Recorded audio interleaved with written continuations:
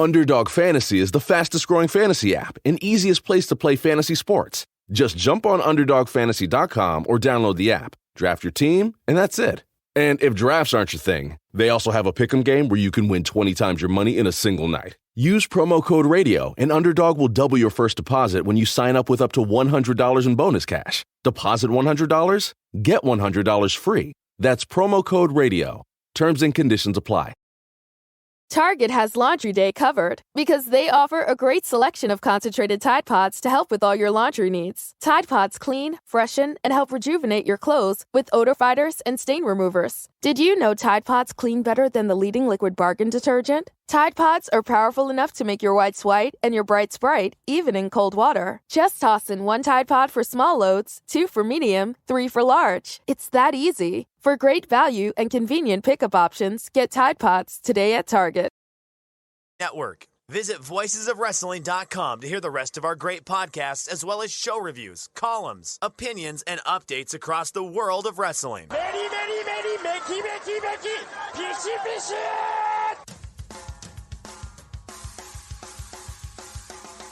You are listening to the Flagship Podcast with your hosts, Joe Lanza. The fucking sun sucks. I don't know what you people see in the sun. I don't know how you people do the sun. It's just the dirt worst. I want nothing to do with it. I'd be content never going out in the sun again. And Rich Crage. This is the dumbest show. I cannot believe it. These people some people pay us $10 to listen to the show live. This is what we've given them for 45 minutes. Been doing this for 10 years. Why? We're bigger than ever. More people listen to us than ever. Why? And we are live here on the Flagship Podcast. I am Rich. He is Joe. Joe, what's happening? Can I give the rundown of what we're going to do on the show? Absolutely, go for it. And mix it up a little bit. Take it away. Right? Take it away, yeah. With pleasure. Sure. So here's what we got for you today. On a loaded Flagship, we have the latest on MJF and AEW Double or Nothing Fallout. We have more on AEW and New Japan Pro Wrestling Forbidden Door. The latest on Kota Ibushi. Tarzan Goto has passed away. We're going to discuss the Dragongate, one word, King of Gate Finals. Also, New Japan Pro Wrestling Best of the Super Junior Finals. The All Japan Pro Wrestling Super Power Series happened this past week. We'll talk about that. And of course, how can we forget the Hell in a Cell Premium Live event in Rich's hometown of Chicago? Could never forget that. Rich, come on. I hear Rich is desperately scouring all of his local haunts, attempting to get tickets for this sold-out Premium Live event. Called every radio station, every morning zoo show has been giving away tickets, and I can't get in. I don't know. I might not be able to get in. We'll see. The saga will continue. We'll find out Sunday if I can get to that Premium Live event, because I have to. I have to be at the Allstate Arena in lovely Rosemount, Illinois, to see Rhodes versus Freakin'. You can't miss Rhodes versus Freakin'. You know what I mean? You just can't. It's a big WWE weekend because there's an NXT in your house. Everybody knows that, Joe. I don't know why they know that. Come on. Rich, just because you are not locked into NXT 2.0 doesn't mean that the listeners aren't. And of course, Rich demanded this. So what we're going to open up the show with is Rich wanted to give all of his detailed thoughts and really dig deep on the Johnny Depp Amber Heard trial, which came to a conclusion earlier this week. God. So, Rich, I don't know. The floor is yours. No, take it away. The floor is not. I don't know what. Okay. I know you asked for this time. I love this time. Yes, nothing more. No, the full disclosure about at this time right now, still on June 2nd, have no idea what this trial's about. I don't know who Amber Heard is. I don't really care what's going on in Johnny Depp's world.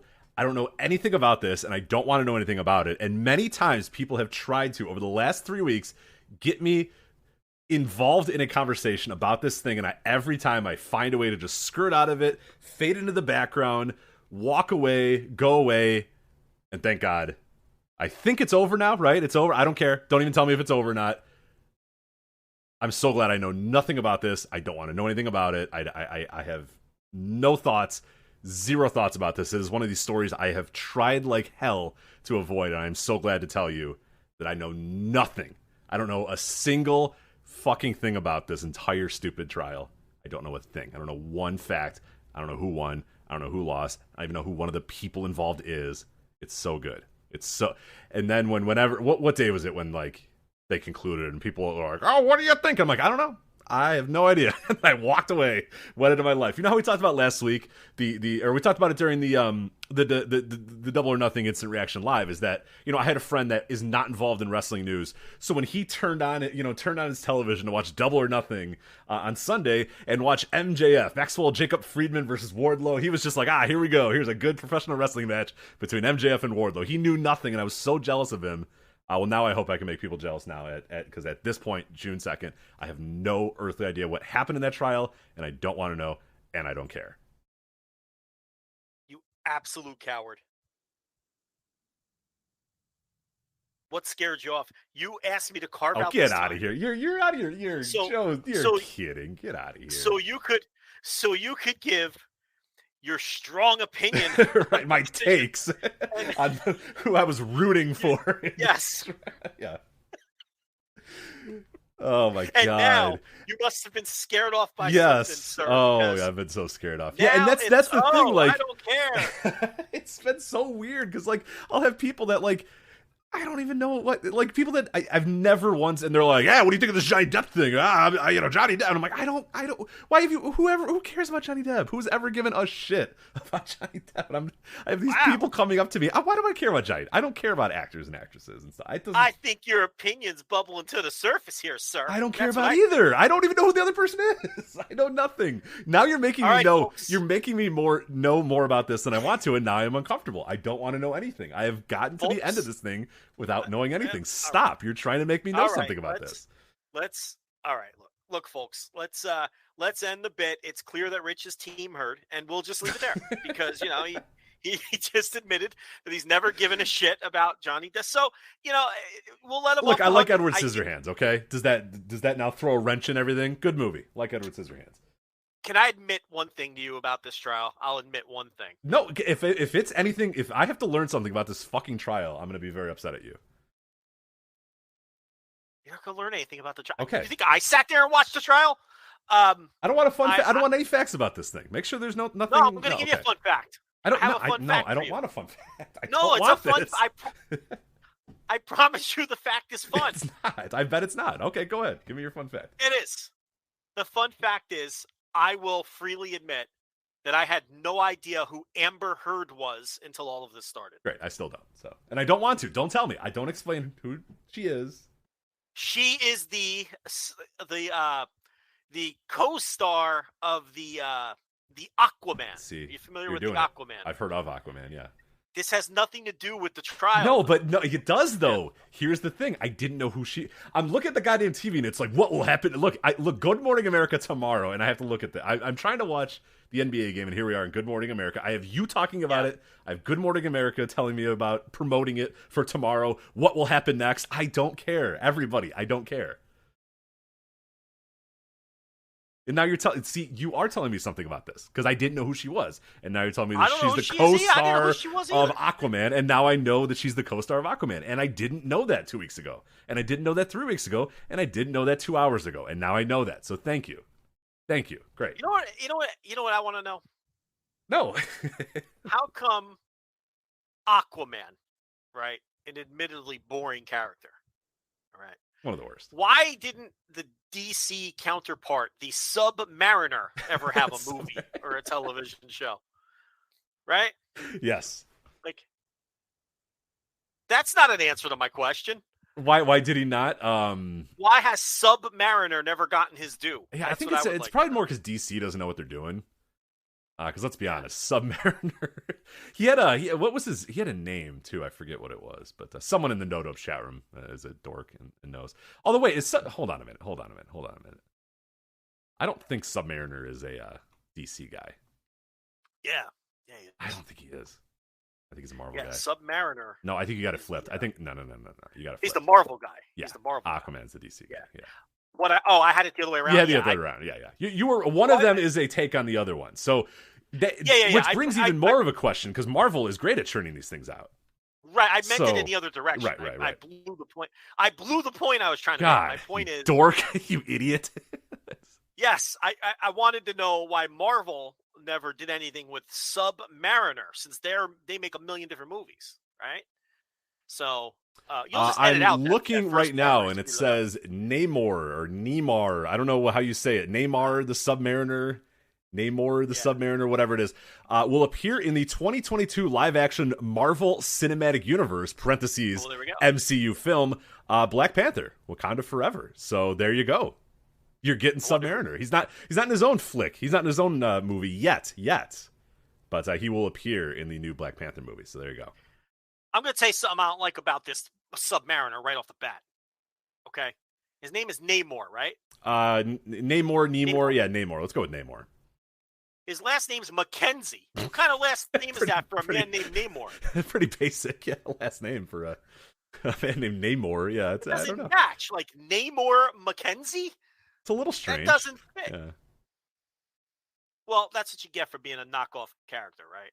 I mean, now, do we know for a fact that because you're not I don't know if you're quite the. Well, the Submariner is the king of the sea. Right. Well, I mean, I'm saying who came first, though. Like, you're just assuming here that the Submariner came second, which I don't know that, to be fair. I got to tell you, I think maybe Submariner came first. I'm seeing 1939. That's what I'm saying. Like, I think you need to apologize to Namor Mackenzie. Well, this is even, I have to make my point even stronger then. I think Submariner should get the kind of attention that Aquaman gets because, let's face it, both of them stink. Okay, nobody cares about the water. Okay, but this guy came first decades earlier. Yeah. Let's see when the Aquaman days. Have they retconned Aquaman? Because like in the early days, Aquaman would be like, "I can talk to the fish," and they're like, "All right, cool, buddy, we got it." Like, I can, I'm Superman, and what do you do? Oh, I talk to fish. Okay, buddy. Well, when we need you, we'll call you. Like, I am impenetrable to pain, and nothing can stop me. What do? I talk to fish. All right, cool. We're gonna need that. I don't know when, but we're gonna need it. So thank you for showing up, Aquaman. Just go over there, and when we need, we'll call you, dude. We'll call you. But in the meantime, just go fuck around in the water or something. Go talk to the dolphins or something. Yeah, always thought of as a dorky, useless character. Yeah. The earliest I could find for Aquaman is 1941. So wow, apologize to the Submariner. I apologize to Submariner. He's the original. So they both carry a trident, like Hollywood stalker Ichikawa. So they're very similar characters, but it looks like DC ripped off Marvel. There you go. That's what it looks like here. Because that can't just be a coincidence that 2 years later they have a trident holding water guy. A trident holding guy who controls the sea, right? Yeah, probably not. Can't be right. No, probably not. So, yeah, but that's the This is the dorkiest. The Aquaman, Rich. Okay, great, thanks. Great. You want to hear more about Amber Heard? No, not really. No. Okay. So you team Heard or you team Depp? Which team you on, Rich? Shut the hell up. Which team you on? Trying to get you in trouble because there's no right answer. Either answer is wrong. The wrong answer is everybody who wasted their goddamn time on this stupid thing. So there you go. Yeah. All right. No, I have no. I'm always in trouble. Why don't you get in some trouble?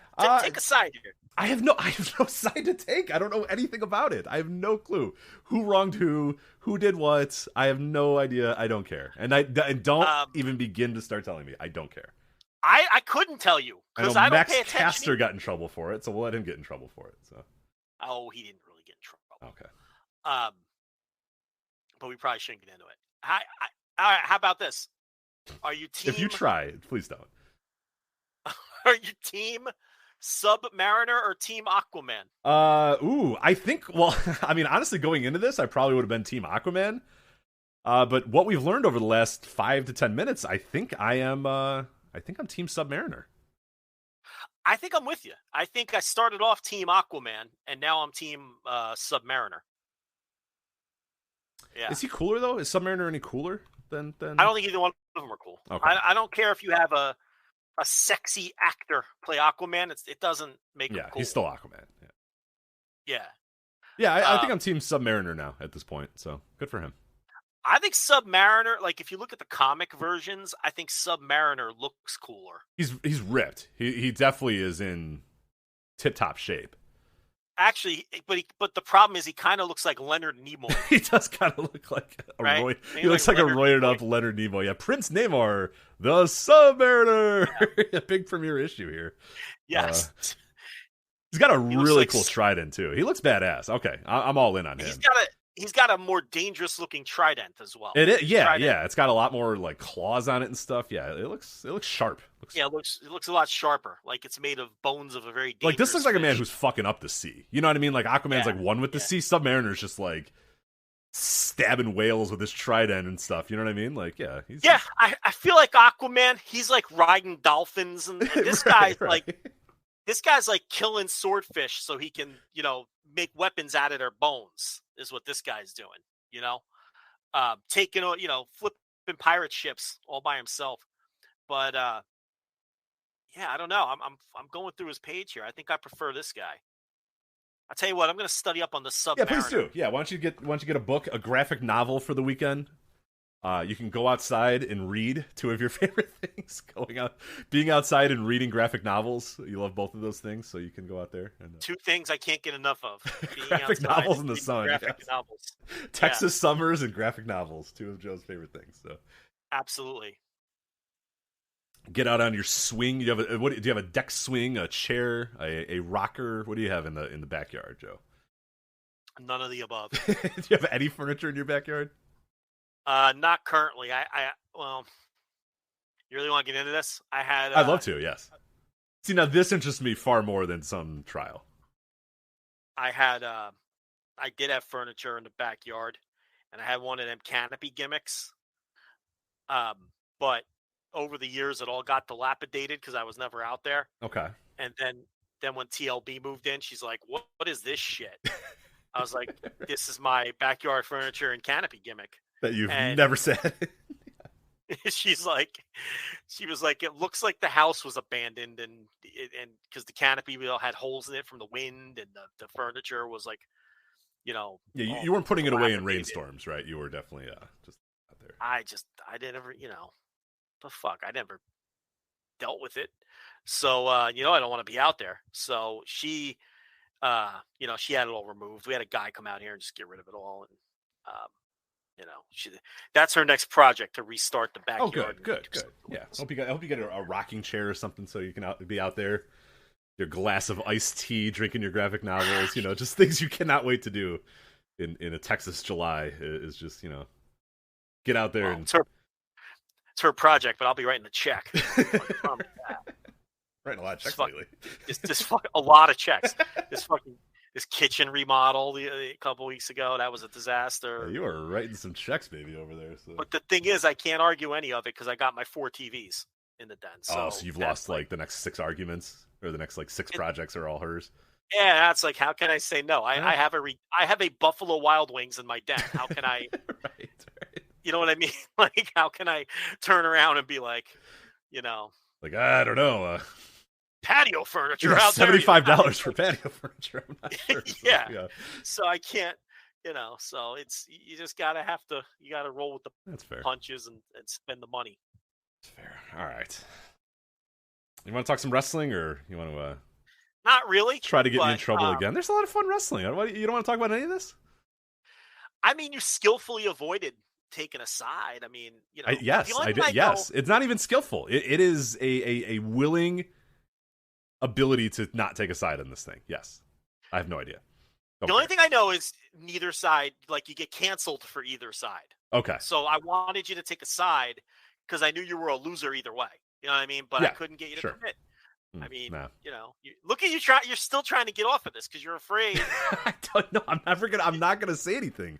I'm not gonna get in trouble because if it's not abundantly clear, I have no earthly idea what's going on, and I don't want to know what's going on. Yeah. Despite all the I've had friends send me messages for weeks on end. Hey, did you see what happened? Yeah, she was crying. I said, stop. I don't care. Please stop telling me. So let me get this straight. So your friends are into it. All of my friends, every single one of my friends are into it. My wife is not. Thankfully, the nurse has no clue what's going on. Does not care, which is fantastic. My wife's not into it either. Fantastic, Good women. And yeah, but my friends are into it. Like my dude friends are like way into it, and I have no idea why. There's probably a reason, and I don't want to know why. I have no idea why my friends that like sports and burping and farting are all of a sudden like enthralled with this stupid, and I don't want to know. I'm sure there's a reason, but I never asked what the reason was. I just didn't respond until they just realized that I didn't care, and then they would stop talking to me about it. So.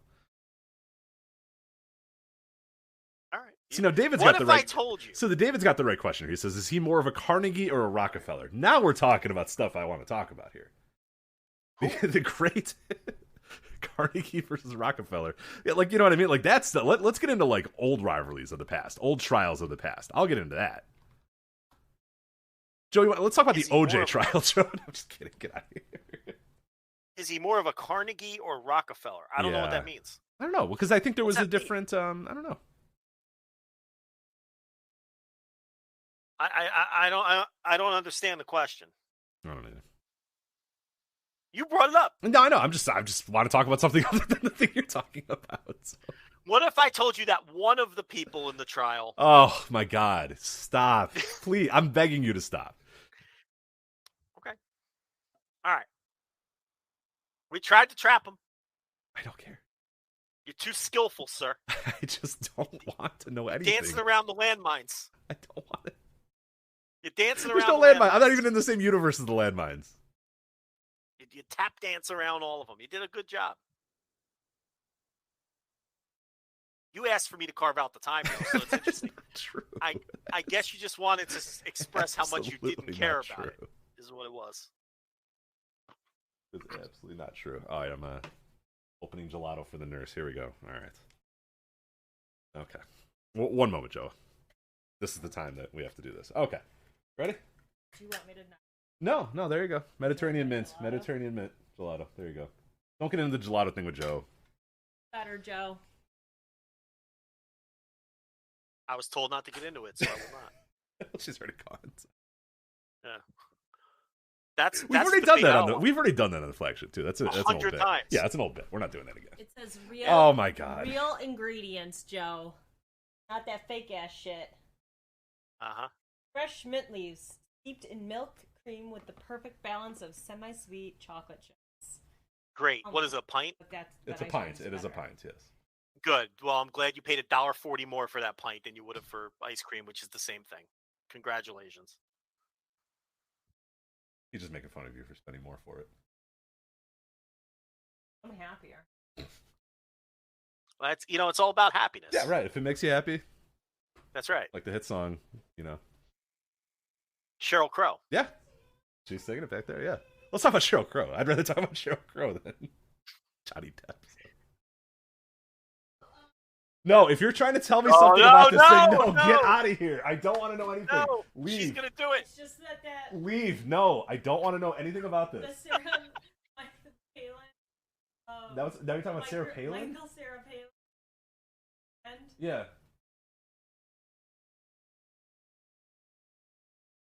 Okay, good. Phew. So you thought she was going to talk about... She's talking about Michael Cera's... Michael Sarah Palin is the group. See, I thought she was going to give... I thought so, too. I was like, no. A take on the thing. No. Because, okay, now, a take on the thing.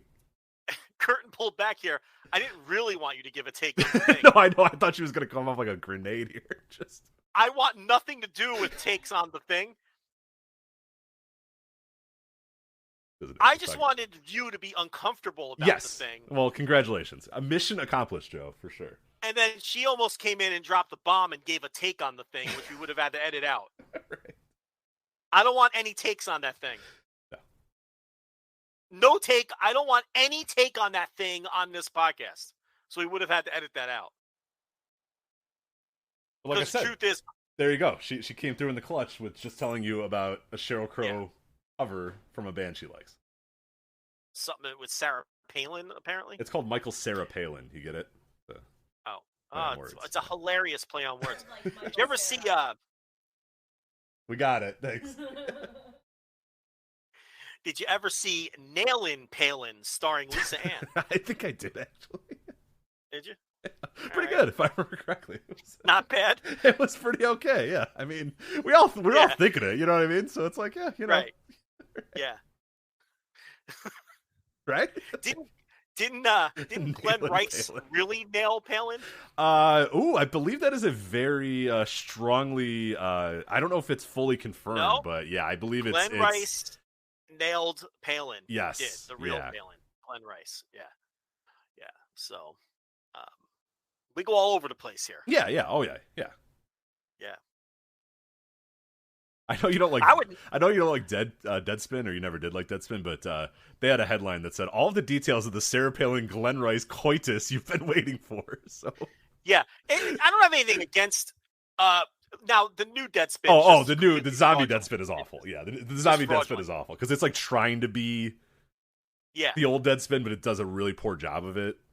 Right. So it's just like it's like a cosplay Deadspin. Yeah, right. This is from like 2011. This is like peak Deadspin. Peak Deadspin, which I only had a problem with it because they're just all the writers were so fucking pretentious. Well, yes. Oh yeah. I can't take their style. Is you know what I mean? Yeah. But yeah, I'm sure they broke down the Glenn Rice fucking Sarah Palin, which really did happen. It's not just a rumor. No. Now I would nail Palin and Lisa Ann, and Lisa Ann as Palin. Right? Why not? Oh, I see here. Okay. Yeah, I'm trying to follow. I got you. Yeah. Yeah, you liked her portrayal. You were into the actual Palin. You were into the actual. I would bang the normal Lisa Ann, and you were into Lisa Ann playing. Okay, I got you. Correct. I do all three. I think Lisa Ann is a very talented actress because she also portrayed Stephanie McMahon in the China. No, wow! I did not watch what the Queen of the Ring was. Wasn't that what it was called? Yeah, look that up. No, I just like the trial. I know nothing about that, and I don't want to know anything about that. I'm good. Hold on, I just want to make sure Lisa Ann played Stephanie McMahon. Yeah, sure. China porn. One Night in China was it called or something? No. I hate that I'm going to correct you with this. No, it was called Queen of the Ring. I hate that I have to correct you on this. One Night in China was the China and Sean Waltman flick. Oh, I would never watch that. Yeah. No, I think it was called Queen of the Ring. Again, why did I know that? Why do I know that at all? Why was I able to stop you in your tracks and say, no, Joe? Because you're a porn guy. That's how you knew that. How do I know that? We were told in the chat, because there's a bunch of perverts in there, that I was correct. That hello, paying customers. Lisa Ann did, in fact, portray Stephanie McMahon. Wow. So pretty talented. Okay. I mean, that's range. That is great range, yeah. Although, honestly, Sarah Palin and Stephanie, I don't think are I mean, they're not that different, are they? I mean, it's not really great range, but it's I don't know. One's like 50, and the other that is like true. That is 30 or something. During the events of the, I'm sure, completely historically accurate China story. So yeah, I don't know. Didn't they have a giant orgy in the ring with like an Iron Sheik and sure, yeah, great, yeah, I'm sure. I don't know. I don't know. I never saw the Queen of the Ring, so I couldn't tell you. So yeah. Well, the problem here, Rich, is I'll go all night. You need to bring up a wrestling topic. We are going to have to bring up a wrestling. I can do this all night. This would be the night that we do that. When there's like 8 legit topics, we would just go into a breakdown of Lisa Ann's career. The other characters. So she a character actress or does she sometimes just portray? I don't know enough about Lisa Ann to know. I think obviously she had the lead role in Nailin' Palin, but she was a supporting role when she played Stephanie McMahon. I think Lisa Ann can do it all. Okay, because sometimes she's just Lisa Ann. You know what I mean? Like she's not just like only characters, right? Oh yeah, sometimes she's. It's not like an SNL thing. She can sometimes just be herself. Yeah, just milfy Lisa Ann, just right, good for her. Doing her thing. She's allegedly a very skilled fantasy football player. No shit. She had a fantasy football show on Sirius XM for many years. That's awesome. That kind of rules. Yeah. I'd rather take advice from her than like Matt Berry or any of those dorks. You know what I mean? Matt Berry's from College Station, Texas. Is he? All right. Born and raised. I think his mother was the mayor, if I'm not mistaken. No shit. All right. Well, good for him. That part might He's be still wrong, bored. but he definitely grew up here. But I don't know if he went to A&M, oddly enough. Rich, you need to bring up wrestling. I can do this. Let's please bring up wrestling. So, dear God, as you mentioned, plenty to get to this week, a ton to get to that we will now inevitably be rushing for the rest of the show because we just waited 30 minutes on whatever the fuck because we have a million topics. Yes. And it's, and people always say, like, when there's a show where we have like nothing to talk about, we like nail it, it's good, we like get on everything, and then the shows where we have a ton of topics.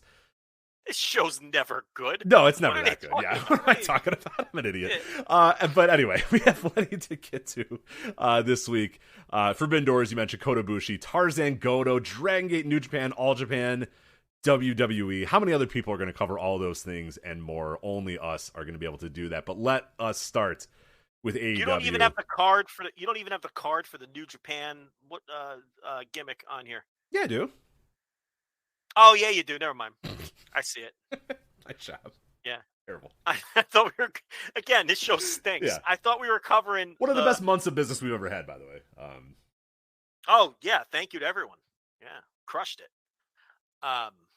Social media's fake. But this is what we've rewarded them with. So. Absolutely. I thought you said on my right spot. I thought on the sheet you had the final block show of the Super Juniors, not the. Never mind. Just get to the first time. I'm fine. No, yeah, I'm just babbling. You see what I'm saying? Are you okay? Are you all right? Are you on meds or what's going on here? I thought you had the block final of the Super Juniors on the run sheet. That happened already. Mm-hmm. Not the best of the Super Juniors finals that is going to happen like later on tonight or tomorrow or whatever. Right. So I didn't think you had that on the sheet, but you have it on the sheet. No, I do. It's a boring card, so yeah, it's hard to follow. But there you go. We'll get to that in a minute. Let's talk about Maxwell Jacob Friedman. How about that? A story that also we kept a stance. If you wondered why we hadn't talked about it for the last 3 weeks, we had a stance similar to the trial where we were like, I don't really want to talk about this thing. Do you really want to talk about this thing? And we would come on, our pre-show meetings or talk in our chat rooms and just be like, I have no take on this. I don't want to talk about this. This is stupid. This is a dumb story. I don't really care until we find something about this. Well, I think we're pretty much know the score at this point. We touched on it a little bit during the Double or Nothing Instant Reaction Live over at flagshippatreon.com. And now after Wednesday, I think we can pretty safely, squarely put what this story is or what this story has become. But, after weeks of news and notes and booked flights and walkouts and all this other stuff, and that would appear to be a potential blow-off at Double or Nothing this Wednesday on Dynamite, which you covered on the Thursday tier reviews, also over at flagshippatreon.com. MJF came to the ring. He cut an impassioned promo, asked Tony Khan to fire him, said the F word, got cut off, and now they have removed him from the website. His merch is no longer available, and I think the video you can't find on the webs on YouTube or something like that. But regardless, what Joe do you make of the current state of this MJF story? What's going on? What's next? And finally, maybe we can give some thoughts about this story that we have pretty much ignored for the last 3 weeks because I kind of thought it was going to play out exactly like this. And I think it's played out exactly how you and I probably assumed it was going to. Yeah, I mean, my stance remains the same from the Double or Nothing Instant Reaction Live. I think that, I know for a fact that MJF has a legitimate gripe about his salary. And I know for a fact that that's been a point of contention between him and Tony Khan. But I think at some point, anything beyond that is blurry in terms of whether it's a work or a shoot. That doesn't mean that nothing that's happened hasn't been a shoot. It doesn't mean that everything that's happened has been a work, but everything beyond he's legitimately not happy about his contract has blurred lines that I don't think anyone, including us, can definitively pin down and put a finger on. I think the only two people who know that are MJF and Tony Khan. But, so my stance really hasn't changed much from when we last talked on Sunday night. And obviously the events of Dynamite this week have cemented that there's at least some kind of work at play here. Right. I mean, there's no question about that. Yeah, and I think you and I both kind of sniffed this out pretty quickly. Unfortunately, it was really hard to figure out what the hell was going on exactly, but I think you did a pretty good job. You did it in a news report. What was that, a week ago or 2 weeks ago? I think when you got some details about it, but from everything that we heard or everything that we kind of knew, it felt like, all right, this is probably where it's going. And I think we said as such. Like it felt like this was a legitimate gripe, but with the volume turned up to 15. The okay, and you said it point blank. If this was truly like real in all of its sense, there's no way this man is allowed to go on television and say these things. He's not allowed to insinuate it. He's not allowed to do it. I mean, then that's just not how you would do it. You just would not even that. And Rich isn't talking about the rant on Wednesday, just all of the little everything. The comments he's been making for months about how he's leaving in 2024. He's not happy about his money. If Tony Khan didn't want that stuff on his air, it wouldn't be. Period. And I think Tony even said it as much as he could, on the media call. He did the Thursday before. I forget his exact words. I'm just kind of paraphrasing here, but essentially just like, "Hey, I like when like the lines of reality are blurred or whatever." Well, okay. I mean, he said it in the most obvious, like, "Yeah, guys." Well, someone asked him directly. Someone said, "Why is MJF permitted to complain about his contract and trash you on TV every week?" And yeah, like you said, Khan's paraphrased answer was, "I think it's good. I think it's good for TV. I think right." It's good and he for said the it's show. Good for the wrestling business. Oh, it's great for the wrestling business that there's another option here, and guys can maximize their dollars and maximize their ability to work and all that sort of stuff. And it's like, yeah, this guy's not going to say that, and at the same time, like, a lot, if he really truly was upset about this, then yeah, it would be I have no comment and there'd be a lot of other ways that this would go. So I was already kind of leaning in that direction, and then those comments cemented it. I thought Double or Nothing kind of made me think, you know what, maybe that's a little bit of a, hey, let's do something that might take you away for a little bit, and then we can kind of figure out what's next or whatever. But Wednesday now, it's like, okay, now we're clearly in work territory, and now we're doing the remove him from the website stuff and take away the merch stuff and all this stuff. So now it's like, all right, we all know the score. They're putting it over. They're putting it over. We know exactly what this is now.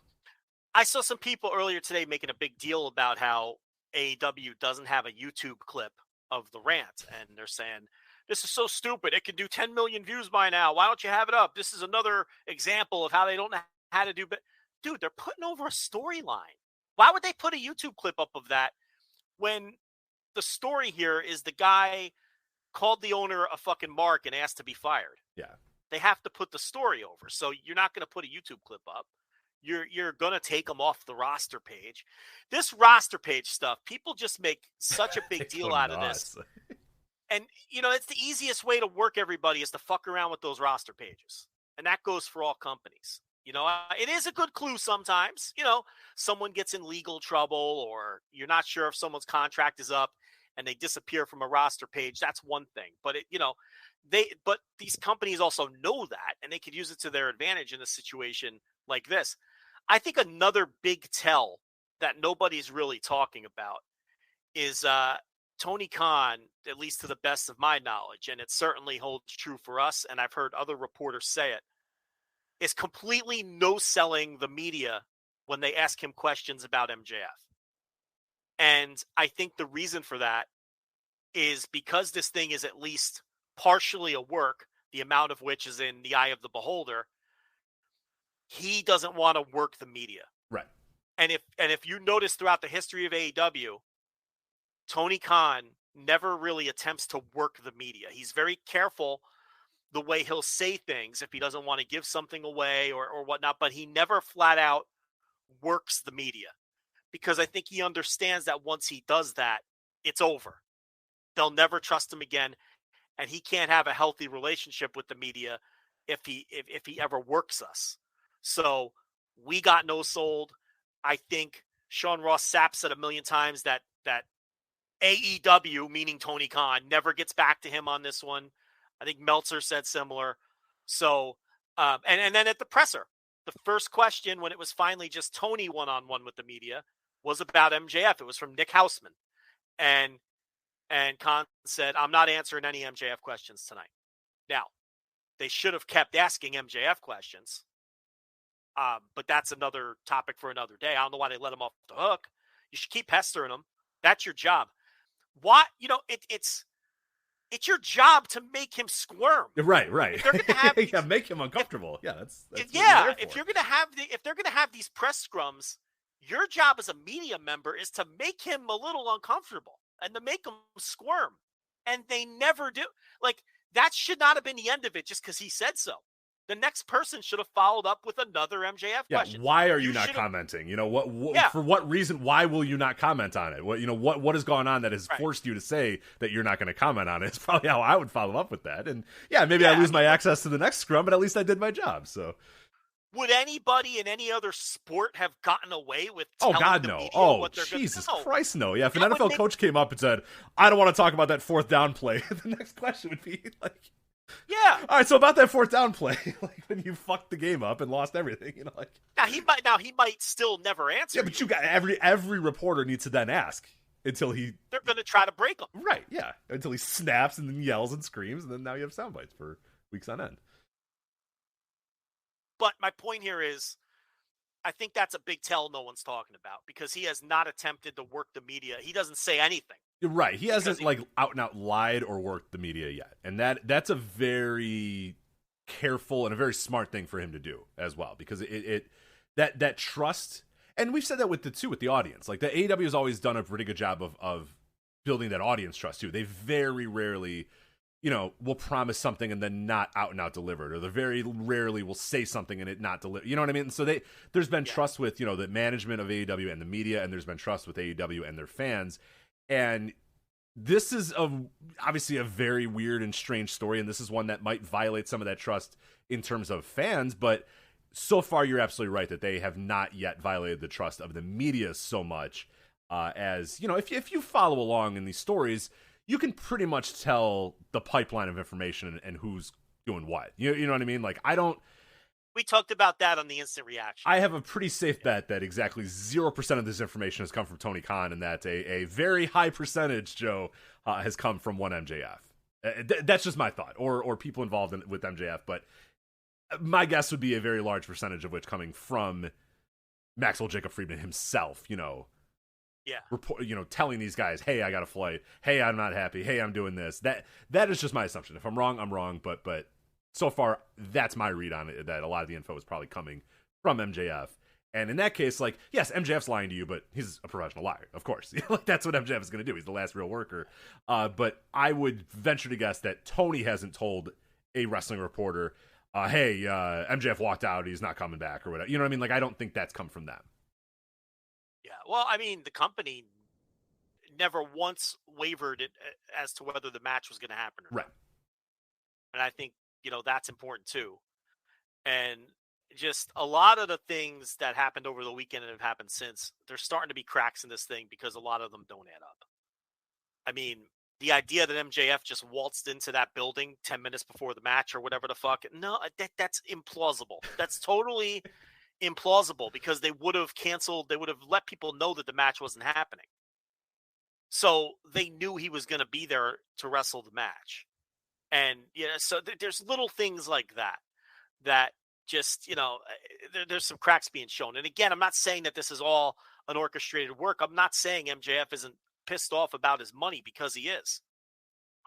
That is a fact. I'm not even saying that's something I think is true. I know that's true, that he's upset about his money.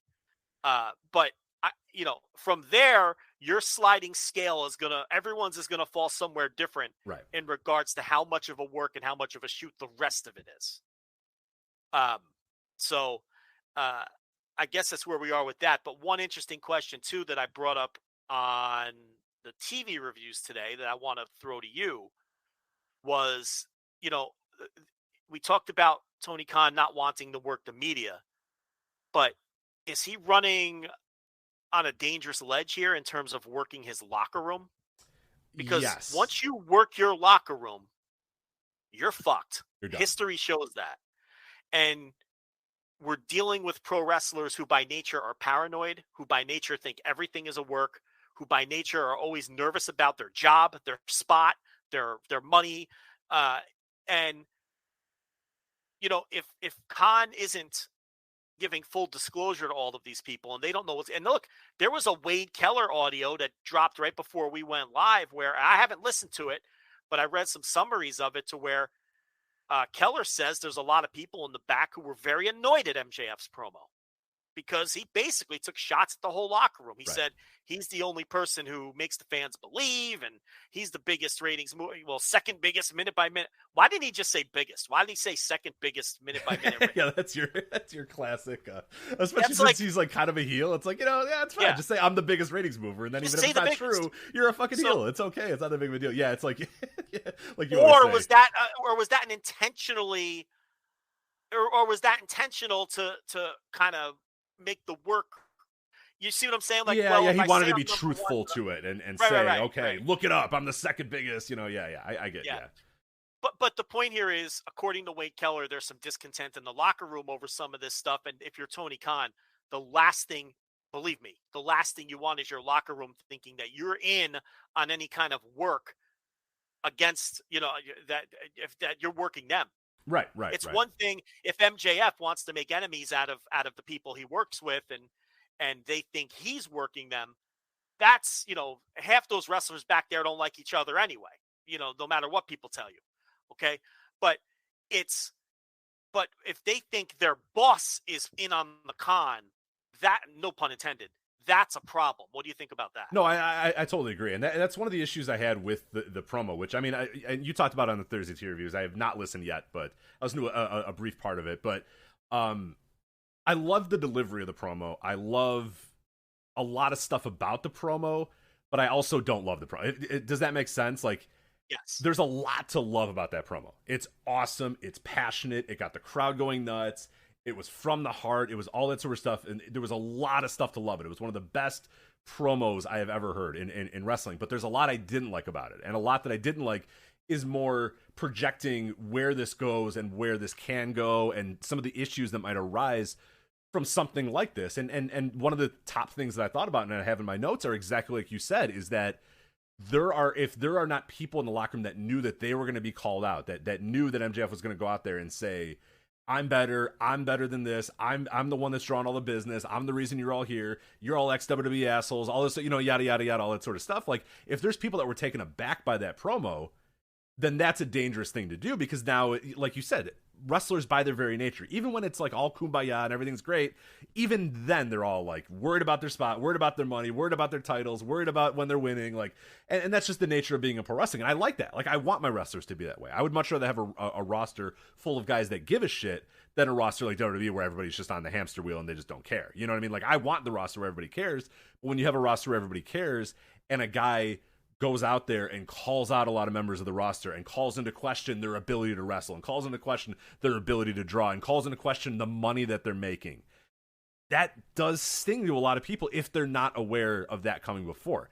If Tony says, hey, we're going to do this promo, we're going to make some mentions to XWB or whatever, just so you're aware, most guys are probably okay with it. But the thing that we always hear in wrestling is when promos are taken by surprise, when wrestlers are taken by surprise by a promo that maybe cuts a little too deep or goes a little too far, that's almost always when issues arise. I mean, you can go back to Brett and Shawn and the Sunny Days thing. You can go to, the Vince Russo, Hulk Hogan attempted a work shoot, but then Russo goes too far and calls him a big bald piece of shit or whatever, and then Hogan's like, well, fuck this, and sues the company and sues Vince Russo and stuff. I mean, those are just two examples, and there's many other examples in history where, sometimes these promos are good intentions with those promos, but they do cut a little too deep, and when they cut a little too deep and you lose that trust of your roster and you lose that trust of your locker room, things can really go wrong and really go south fast because then nobody knows who to trust. Nobody knows who the next person that's going to stab them in the back. They have no idea if the guy running the company is going to stab them in the back, who he's working for, who he's friends with, who he's playing with, all that sort of stuff. I mean, it just causes a lot of discontent in a locker room, and that's never good. You don't want that sort of. You want guys that care. You want everybody to care about their spot and want to win and do all that sort of stuff. You don't want guys that are always looking over their shoulder and always worrying about who's going to stab them in the back. That is not good. That's not a healthy locker room. And it did feel like that promo could have veered in that direction if, like what Wade is saying, that people weren't aware that it was going to get, kind of in that little direction. And at that point, it really doesn't matter whether it's 100% work or 100% shoot, if their locker room feels like they're being worked and they feel like the boss is in on it, that's all that matters. Right. That's really all. No matter where the reality lies, once the locker room feels like their boss is in on working them, whether he is or not, that's really all that matters. So, but none of us are privy to what he's communicating to these people. But I'm going to listen to what Wade had to say when we're done here. But it sure sounds like a lot of people are that the locker room is just as much in the dark as everybody else is. But in terms of just the promo itself, I mean, I loved it because I thought it was compelling. And that's the difference between this one and a lot of when the work shoots were out of control during like the Vince Russo dying days of WCW era, where they were doing, basically doing one every week. They weren't compelling because they were more, they'd make you roll your eyes because it's like, now we need Shane Douglas doing this, really. This one was compelling. And MJF is probably, I won't say he's the only person in modern wrestling who could pull it off, but I think he's the person in modern wrestling who can pull something like this off the most effectively. There's no one who could do it as well as him.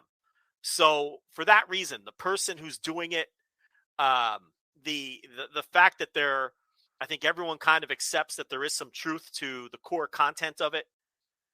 And, like any other promo that's ever been done since the history of the time and the history of wrestling, all your best promos come rooted from real emotion.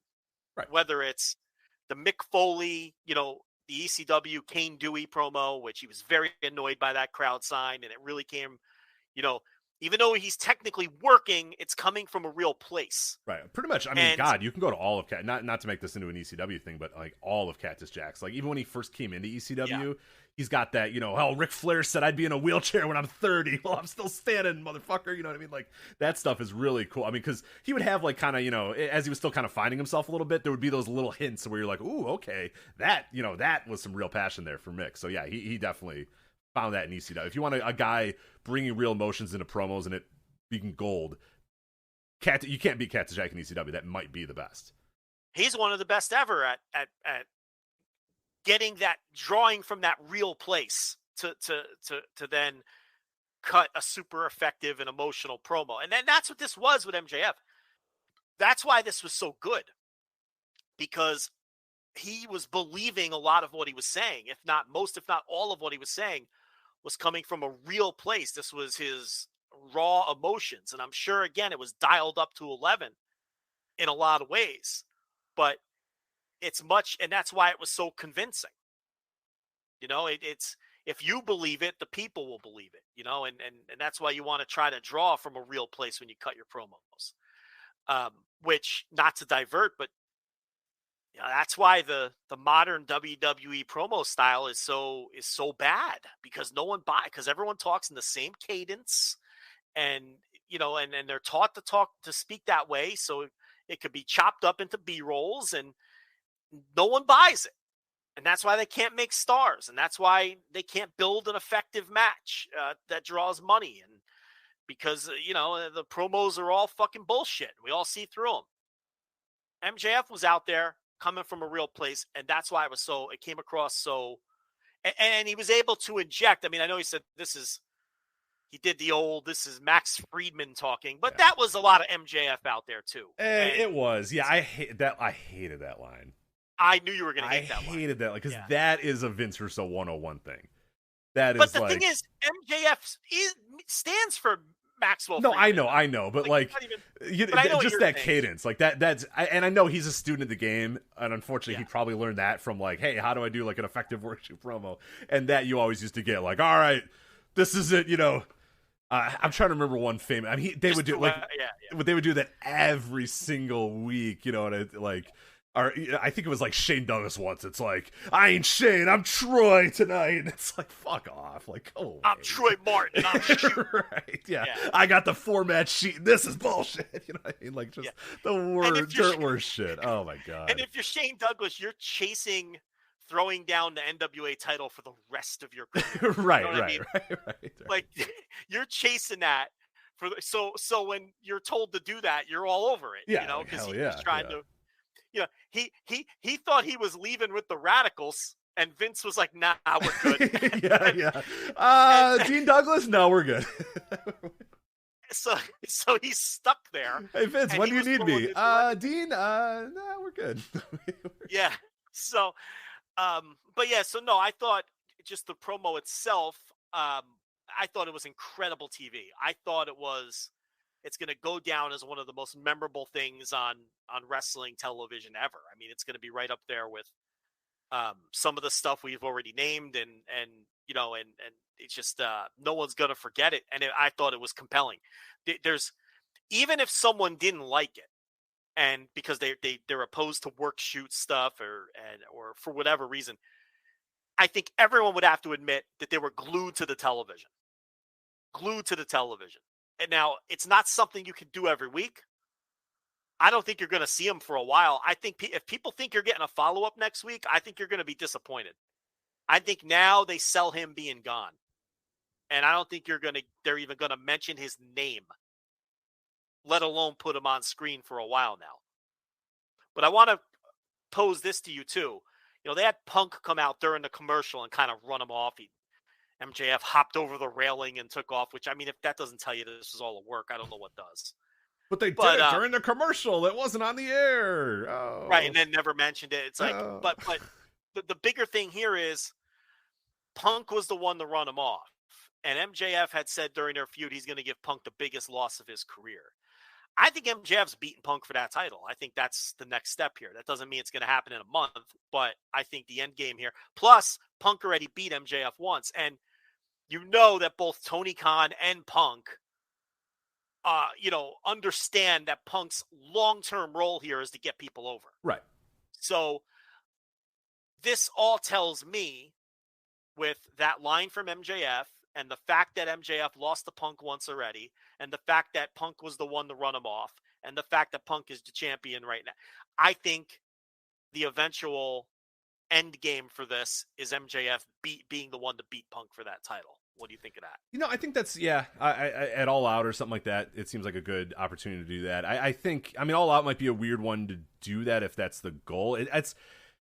The problem is I don't know what the next step is on this, and I think that's maybe something that's taking a lot of people for a loop, and they're not quite sure, okay, what's the end game of this? What is the next step? Who does Tony Khan have to become an on-screen character? Does, he have to do that? Or how no. Yes. The answer to that is no. I agree. Like, I think right now, people are thinking, okay, well, next week, Tony's got to do something. But like you said, if MJF just goes away for a little bit, that won't seem like, oh my God, he has to be an on-screen character. Because I agree, like, if MJF comes out next week, and the next week after that, and the next week after that, like, I do feel like eventually, and I hope that AEW doesn't have this plan, that eventually then you need to have Tony Khan come out and say, all right, that's enough's enough. You know what I mean? Like, that's right. And I hate that. If that happens, I'm going to bury that to fucking shreds. If they do that, they lose me, because now we're in WCW territory. Right.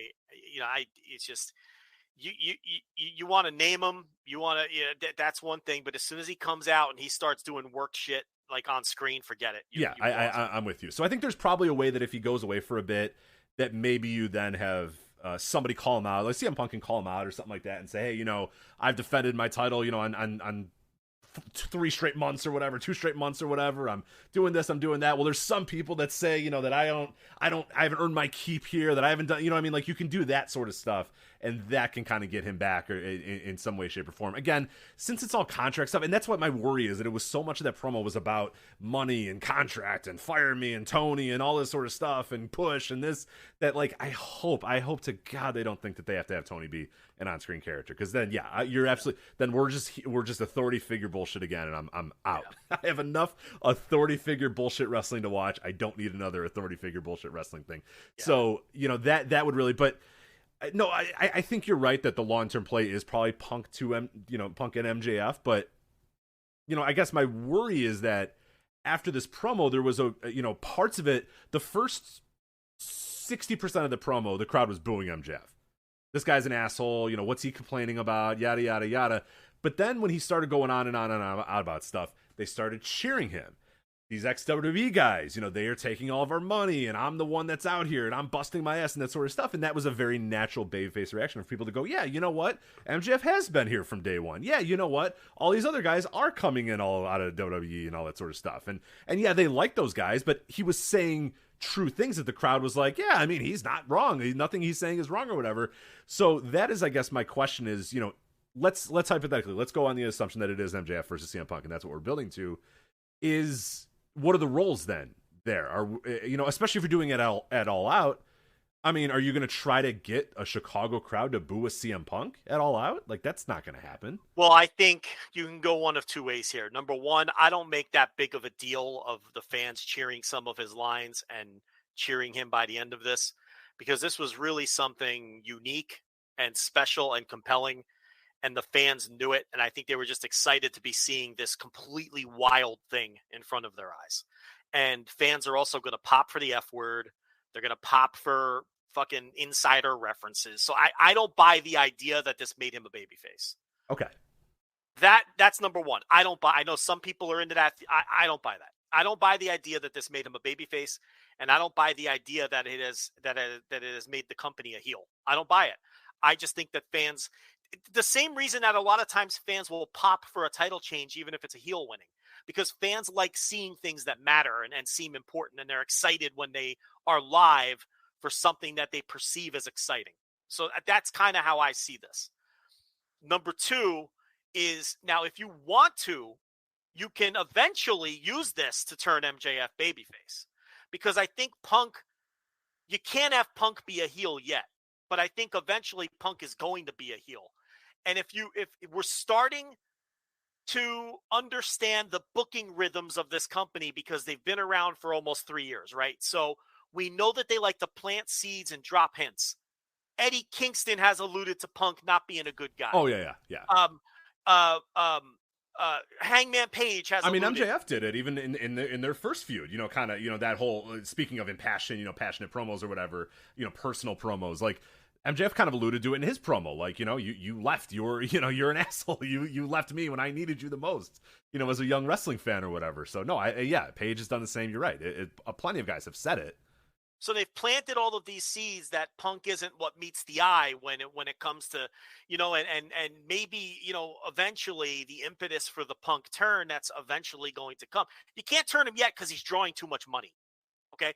But when the turn finally comes, the impetus can be, this guy's a disingenuous and possibly even delusional person who's an asshole to everyone he encounters. Right. And that could then be the impetus for MJF to be the babyface in that scenario, because he can do the whole, you love me or hate me, at least I'm honest, and all this other bullshit.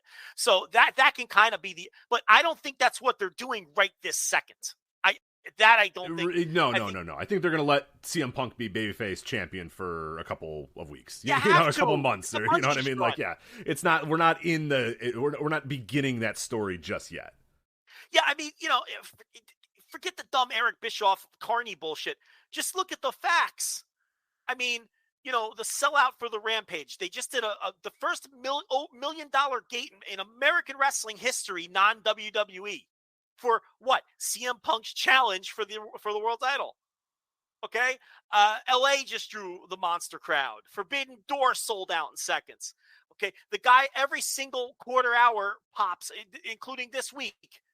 Punk did a monster quarter hour. He drew 1.4 million fans at 10 o'clock at night when he's making too much money now. His t-shirts they can't print them fast enough. You can't turn him yet. But like anything else, he's eventually going to cool off to some degree. And what you want to do is you want to catch him right when you don't want to wait for him to cool off entirely. You want to catch it right when he starts to cool off, and that's when you want a time to turn. That's when you want a time to turn, because that freshens him back up. And now when they go back around the loop, even in Chicago, he might get cheered there forever, but when you go back around the loop, now it's something different. It's the same guy, but he's something different. So I don't buy into this idea that he healed the company and turned babyface in one night. Fans, especially AEW fans, because they tend to be more insider fans and more of a hardcore fan, they just like to pop for shit that they think is cool. and they thought that they were seeing something different, cool, and unique, that now they're going to be able to tell people, I was there the night MJF called Tony Khan a fucking mark. I mean, to me, that's why they were popping. Maybe my read is wrong. What was your read? No, my read was that, my read is that also that there was so much truth into that maybe some fans did start realizing, you know what, wait a minute. This guy is kind of right, and maybe he is justified in being upset about what he's upset about. And, the stuff he was saying, there wasn't really any what was heelish about what he said? He said, I've been here since day one. I've been working my ass off. I'm in most of I'm one of the best draws in this company. These ex-WWE guys are coming in and making money, way more money than I'm making. All he said, it's not a heel promo if the guy's spouting off 5 straight minutes of stuff that's true. And then that's what I think that's when the fans started going, yeah, you know what? This guy's right. Like, this guy isn't just being a whiny asshole. Like, everything that he's saying is true. And they're kind of nodding along and saying, yeah, he is right. Yeah, yeah. So none of that, because there's MJF promos, and there's great heel MJF promos where he'll say some stuff that's rooted in truth, but he's so ridiculous and he's such an asshole about it that, it's like, oh, fuck this guy. What the hell? Nothing that he said in the last half of that promo was really untrue or said with anything, it wasn't exaggerated. It was just true. It was just the truth. He was just saying the truth. So I could get how a bunch of fans would think, yeah, you know what? That guy's right. Why is, he has busted his ass, and, yeah, they're paying Mark Henry, and they're paying Big Show, and they're paying Christian, and they're paying all these guys. Like, no, fuck those guys. Like, I could absolutely see a fan thinking that those guys do not deserve the money that they're making, and MJF deserves more money and all that sort of. So no, I don't like. I think all it's gonna take is MJF returning and being an absolute shitbag in his return or whatever, or coming out and beating somebody up and blooding him, because it's still MJF. He's one of the greatest heels ever, you know what I mean, in terms of what he can do. And those fans love booing him. Yeah, so like it's not going to take much for him to do that, but if you don't think that when the next time that guy appears on television that he's not going to get a huge pop, I don't know, man. Of course he is. He's a big star and he'll be returning to TV. I mean, right, but I don't know. I think there was ways to do that promo that if the long-term play is for him to be even more of a hated heel, that you do differently. But if your long-term play is we want this guy to come back and we don't know what he's going to be, and maybe we do turn him full-on babyface, and maybe the crowd, that is my one word. I think there was enough of that promo that made me think, you're veering a little too much in MJF being like, the anti-hero star and the company being sort of idiots or dumb or, oh, Tony doesn't know what he's doing. There was a little too much of that for my liking. There was just a little too much. Yeah. There's a certain subsect of AEW fans too, who do not like a lot of the current directions in the company because they feel like the booking has gotten away from, we're this new thing with this new crop of stars and we do things different, and they're pushing too many of the imports, the WWE imports. Oh, for sure. There's a sect of AEW fans who feel that way. I mean, you're going to know my stance on this. I think you just do whatever's going to draw the most money. I mean, that's my stance. With always having an eye on the future, of course. You don't sacrifice the future for the present necessarily. You don't do things that are penny smart, dollar dumb. But to me, at the end of the day, you have to do what's going to draw the most money, and if that means CM Punk. I love this idea, though, that CM Punk is lumped in with XW. He couldn't be more of a non. Like, I know. His whole shtick is that he's not a WWE. Right. So I don't even agree with that necessarily with him, but that's how some of these people feel. I feel he is as much of an AEW guy as anyone who was there on day one because of his complete distaste and hatred for WWF. But, that's how some people see it. So the point I'm getting to is that kind of corner of the AEW fandom probably saw MJF as a babyface in that scenario. That I agree with.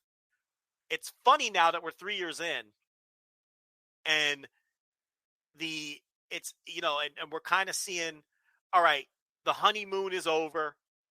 There's more problems in the locker room than maybe we're being let on for a while. But now we're even seeing kind of fans split off. AEW fans split off into their own corners. There's different types of AEW fans now when that hasn't really been the case for most of their existence. And I think that's interesting too. The Hangman title loss, really annoyed a lot of people. It did. Not to the point where I think they're giving up on the company or, they're not watching on Wednesdays or whatever. And by the way, we need to address Punk killed it this week in the ratings. And the MJF promo was a gigantic winner. Yes. It did the highest quarter hour, and according to Meltzer, it gained throughout the entire segment minute by minute. And he was the biggest minute by minute draw as well. And then there's, people who don't understand how those quarter hour charts work, who see quarter hour 3 had dropped down, precipitously, and that had like the last 3 minutes of the MJF promo. But those quarter hour ratings are an average of the 15 minutes. Only 3 minutes of that was MJF. Quarter hour 2 was the majority of his promo, and that's where the show peaked in total viewership and demo.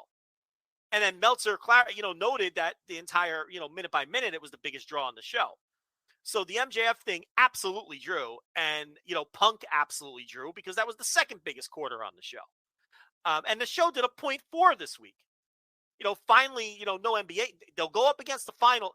Now next week, now this is what people need to be ready for. Oh my God, you're right. Oh, the takes. So I didn't even think of this. Out.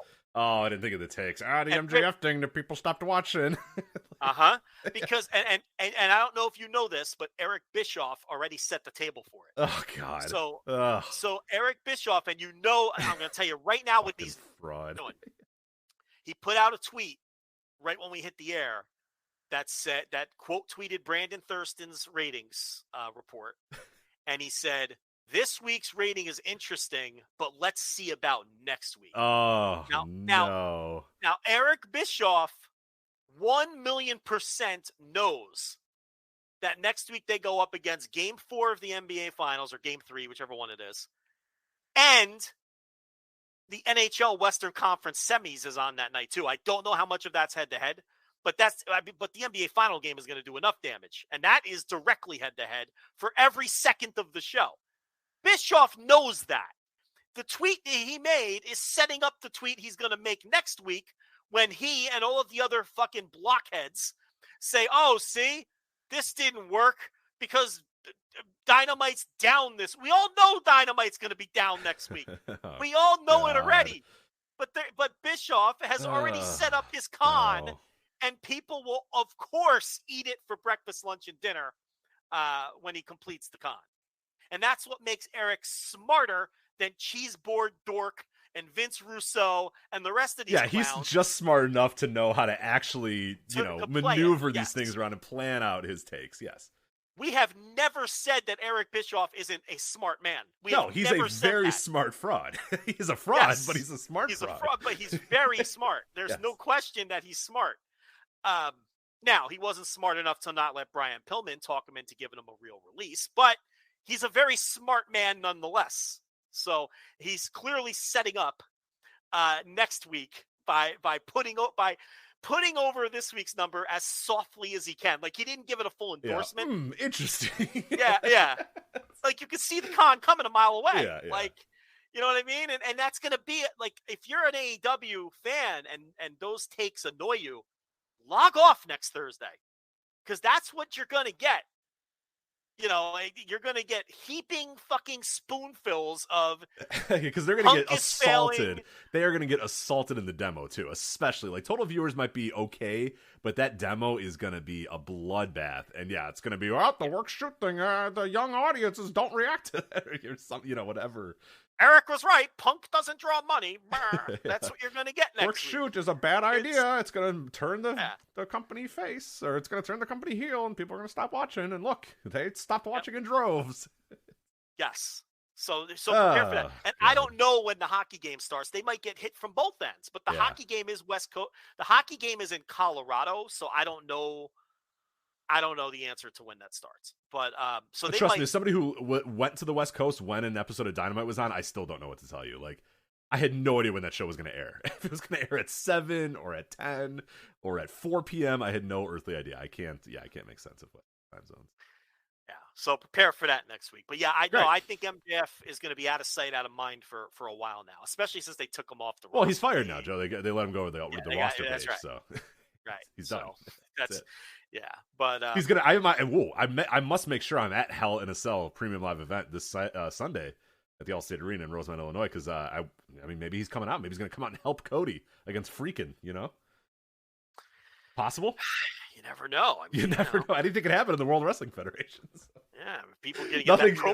Nothing really ever does anymore, but you know, it used to sometimes. So. You get that promo battle with the Miz that everyone's waiting for. So you know, I'm a 4-time Intercontinental Champion. Yeah, the Miz promo. Oh my god. MJF in the ring. I came to play. The spin, the point. Right, he comes down. Who are you to come into my ring? I am a 15-time Intercontinental Champion, a Grand Slam champion. I main evented WrestleMania. In the big leagues. Right, yeah. I didn't do it in a bingo hall like you. Yeah. God. So, yeah, who knows? But can't wait. It's going to be great. That's the MJF shit. So, do you think he bought the plane ticket? What do you think? The plane ticket? I don't know. Yeah, probably. I'm guessing that he just said, you know what, I'll eat shit on $800 because it'll be a fun story. So, right. He probably got a flight credit. You know what I mean? He probably canceled, got a good little flight credit for the future. So, even if he didn't, what's a couple $100? Yeah, exactly. Yeah. Even if the ticket was let's say the ticket was honestly, $1,000. It was probably pretty affordable because if you're buying a ticket like hours before, that means there was still an empty seat on that plane or whatever. So they're probably like, yeah, dude, if you want to buy a ticket from Vegas to LA or Vegas to wherever, you know, on 2 hours notice, sure, yeah, we'll give you a hell of a deal. So I bet it was a couple hundo. And okay, let's just say it was $1,000. $1,000 to Maxwell Jacob Friedman. Well, if he's begging for more money, I don't know. Maybe $1,000 does mean a little bit. No, I'm kidding. No. Let's just say it was $1,000 ticket. Isn't that a worthwhile investment to see what it led to? Oh yeah. I mean, he to makes see how easily you could get people on. You know, the guy makes 6 figures. Who cares? $1,000. You know what I mean? Like, and he's going to make millions in about in about whatever. 2 years. He's going to make a lot more money. So. Even less than that, because he's eventually going to get this new deal from Khan, and if he wants it, he'll get it. If he doesn't want it, he'll be a millionaire in 2 years. So what the fuck isn't $1,000 a worthwhile investment to put this over and put this story over and capture all of the headlines for 72 hours, which it did? I mean,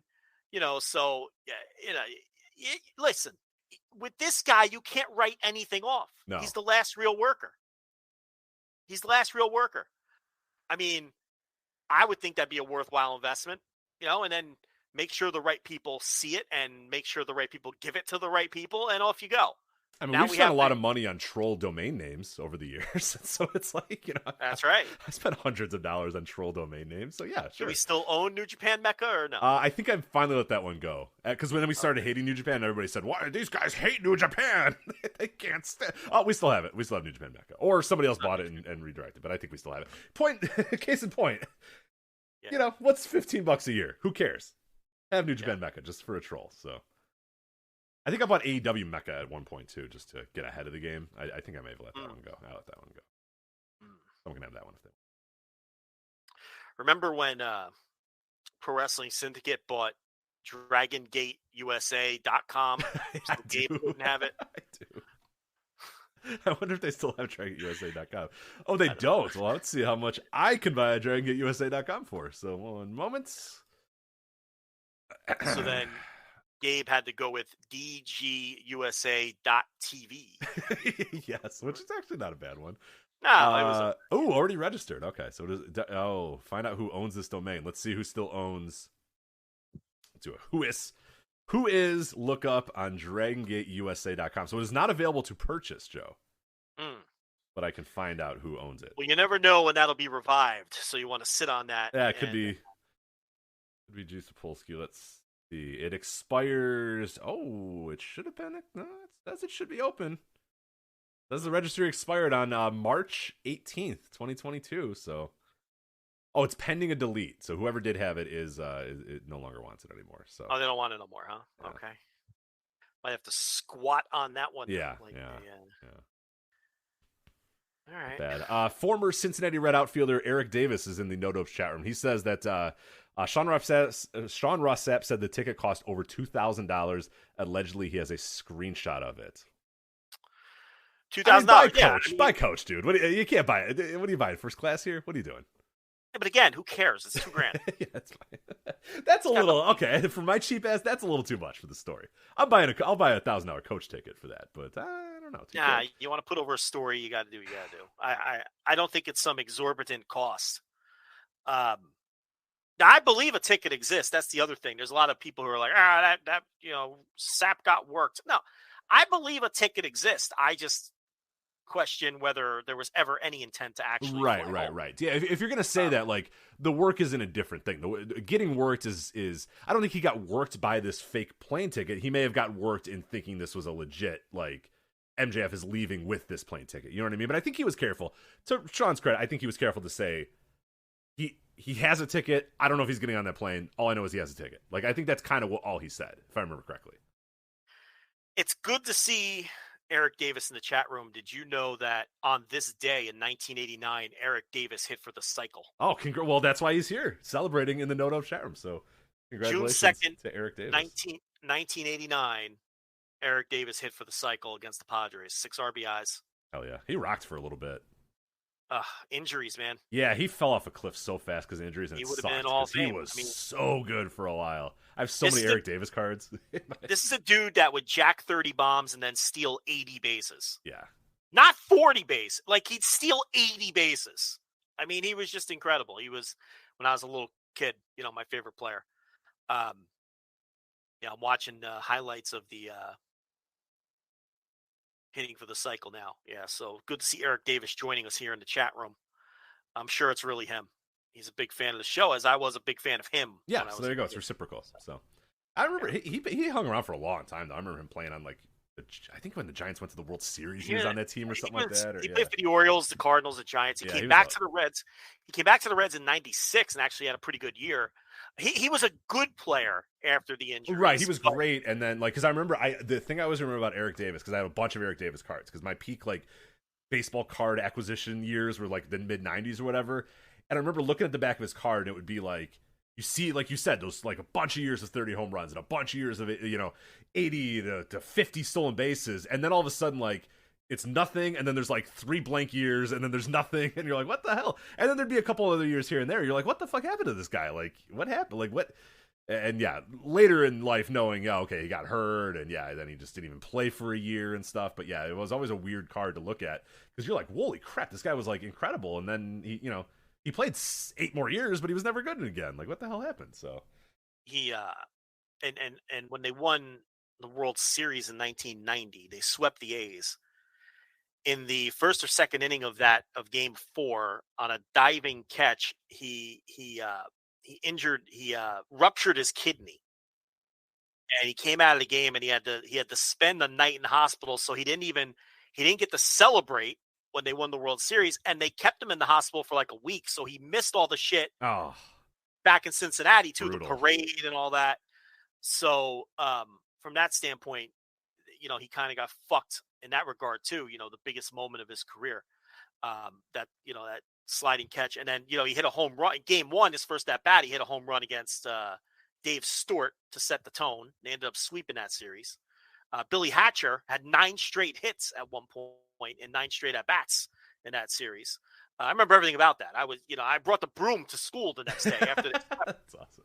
And remember, I live in New Jersey. No one cares about the nobody had any clue. Yeah, they're like, yeah, sure, cool. Joe. Like, why do you have a broom? You're like, the Reds swept the Oakland Athletics. They're like, okay.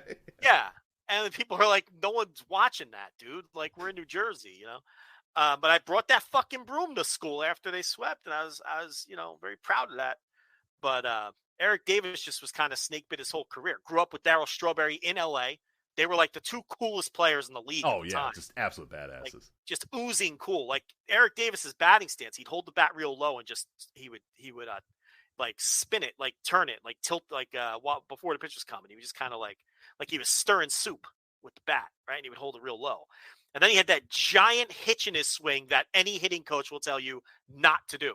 So he had this. He would have this giant hitch. He'd swing his hands down by his knees, and then that just bat speed that you cannot teach. With those fast wrists. Unfortunately, one of the many players of the 80s and the 90s was just like an awful swing that they were able to do, but nobody else could do, and probably Yeah. hundreds upon thousands of children decided, I'm going to try to do that. I'm going to recreate Gary Sheffield's swing. I'm going to recreate Ken Griffin's swing. I recreated Gary Sheffield's swing. Guess how well it went? Not very well. I don't have the same bat speed that Gary Sheffield has, believe it or not. So me doing the fucking samurai chop every time before, didn't work very well. So every kid tried the Ken Griffey Jr. swing. Also, most of us did not have the bat speed of one Ken Griffey Jr. So Yeah. there was a lot of weird stances in the 90s. You don't have weird stances anymore. Everyone's pretty basic. Nah, because they teach everyone the same shit. Yeah, now. they're all in a lab and they're all looking at video and going, you could actually get to, 4 more, miles per hour on your exit velocity if you kept your hands in. And but not this, like, I learned on the street and nobody stopped me because I was too good at it thing, Yeah.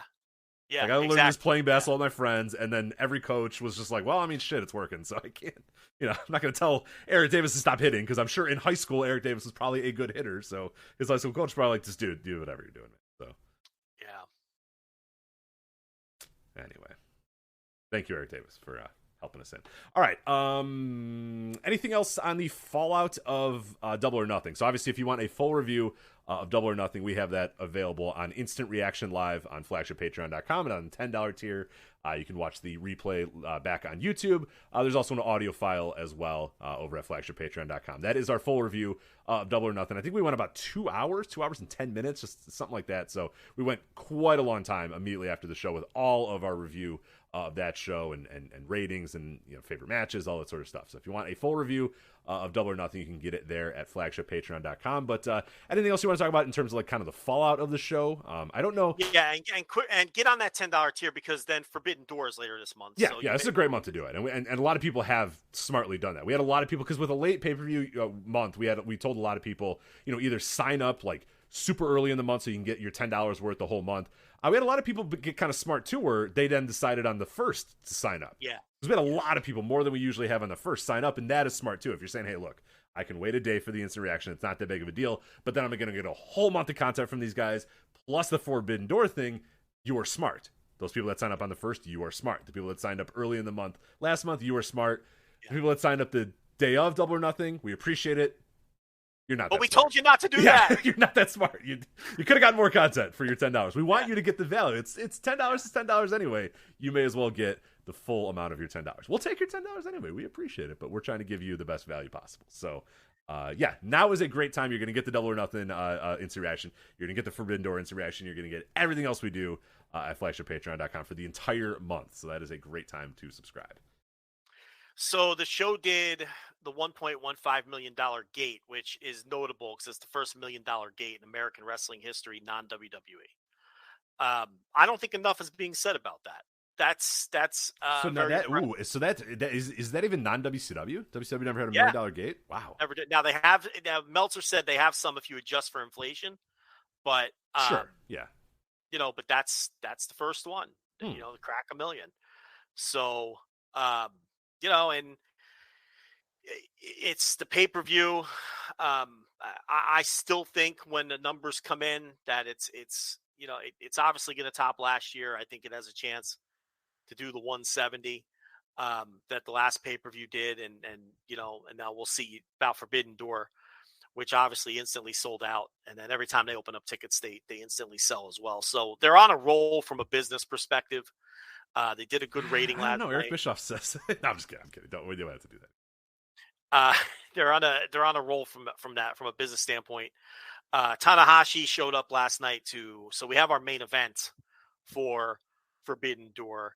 We don't know anything else. I would do Okada, Bryan Danielson as sort of the second main event or set, whatever you want to call it, because I feel like that match checks all the boxes you need. Number one, it's a legitimate dream match. Number two, it'll be a great match. Number three, it's a drawing match. People will be interested in it from a business standpoint. And number four, since Punk has to win the main event, Okada is going to have to beat somebody. And I think Bryan Danielson can eat a loss right now with the way that he's positioned with no issues. Oh, absolutely. That's yeah. It's not going to fuck up your AEW booking. So to me, that match would be the best of all worlds as a match for Okada.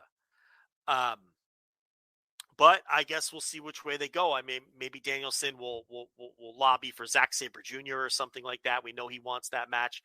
But the thing about Danielson is we know he's going to go to New Japan at some point. So my man's in some good shape, Joe. I don't know if you saw him on Double or Nothing. We didn't mention it, but he's added some weight. He's added some mass. I mean, my boy looks ready for something. If they come calling or if he's got availability, man, I think that guy could fit in very nicely on a grade 1 climax, if I do say so myself. Well, he wants to do it. He just wants to do it when everything is as normal as it's going to be. Right. He doesn't. So he might figure out, okay, I could scratch my itch because I'm going to wrestle 9 of these guys in a G1. And he, and he seems like a pretty amicable guy anyway. I don't think he would raise a stink. I think if they said, hey, we want you to lose to most people on the New Japan roster, I think he's probably fine with it. Or even wrestle anyone, it's like, it's not like wrestling Okada's an insult. I mean, no, I don't think so. Yeah, I think it might be the match you want anyway, in all honesty. But so yeah, I mean, we'll see. I think that there's a lot of people who seem to think there's going to be a lot of like 6 and 8 man tags on this show. I don't necessarily agree with that because I think that's Japanese joint show thinking being applied to an American pay-per-view. You got to sell pay-per-views. You can't do a bunch of fucking road to 8-man tags on a show like this. Right, yeah, you sold those tickets and that's great and that's well, but yeah, we're trying to get people to give $50 in great numbers to watch this show. So yeah, you got to have a little bit more. It's not just the live building. It's not just, we sold the tickets, okay, we can do whatever now. That's not the case anymore. You got to sell those pay-per-views. Yeah, and the politics, you're just going to have to figure them out. And, I still think, too, that you're going to get some matches that aren't cross-promotional. I think you might get some AEW matches that are their own storyline. You might get a New Japan match or two, which will, again, help with the politics, right? But Punk Tanahashi was a good idea because Tanahashi obviously is at the stage of his career where he can lose anytime, anywhere to anyone, and it does not matter. And he still also can have an incredible match of the year caliber match with anyone. And he's viewed as an enormous generational star, and a match with Punk is a legitimate dream match. So as far as what they've done so far, they're an easy one. They're batting 1,000 so far. I mean, that's an easy one for one, right? Oh, for sure. Yeah, they're definitely going to have to ramp it up pretty quickly here because this show is coming up 3 weeks. It's coming up a lot quicker than even I think I remembered. I'm thinking, okay, well, they have 4 or 5, and I'm like, fuck, man, they do not.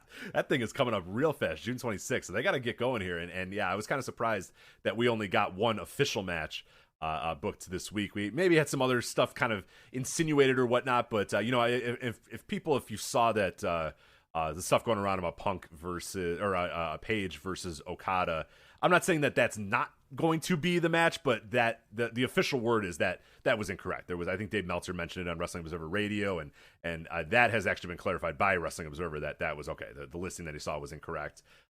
Now that might be the match. I'm just saying, don't get excited about that match yet until it's officially announced. So who knows if that's what it is, but that's a weird politic one as well. I think people that know about wrestling politics and joint show politics can probably do a better job of booking the show than people that are just thinking, hey, what are going to be the best matches? Like CM Punk and Okada would have fucking rocked. That would have been an all-time great match, an all-time great booking, all that sort of stuff.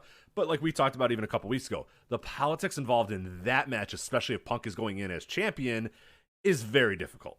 Very, very difficult. So I get why the Tanahashi one, like you said, is perfect. And you might get a few more of those types of matches where, okay, Page and Okada, that's going to be a tough one, too. You know what I mean? There's a lot of stuff that's going to be tough about that one. It's not as much anymore since Page isn't the champion, but then there's the optics of, hey, do you want Page losing again in a big-time spot, and yada, yada, yada. There's that sort of stuff. So you're probably going to see a lot of, like you said, a lot of matches with guys that there's very clearly not an issue with that person losing. That person's either not a champion, that person is fine with losing, that person's not, you know what I mean? There's always some sort of, so I'm not saying temper expectations, I'm saying that they're probably going to be a very good card still, but maybe some of the stuff that you're thinking in your head and you close your eyes and go, okay, that would be awesome. Like, you also have to think about who should win, who should lose, who could win, who could lose. Like, that stuff is important in a show like this, especially with two companies that give a shit about wins and losses and who wins and how their champions are perceived and all that sort of stuff.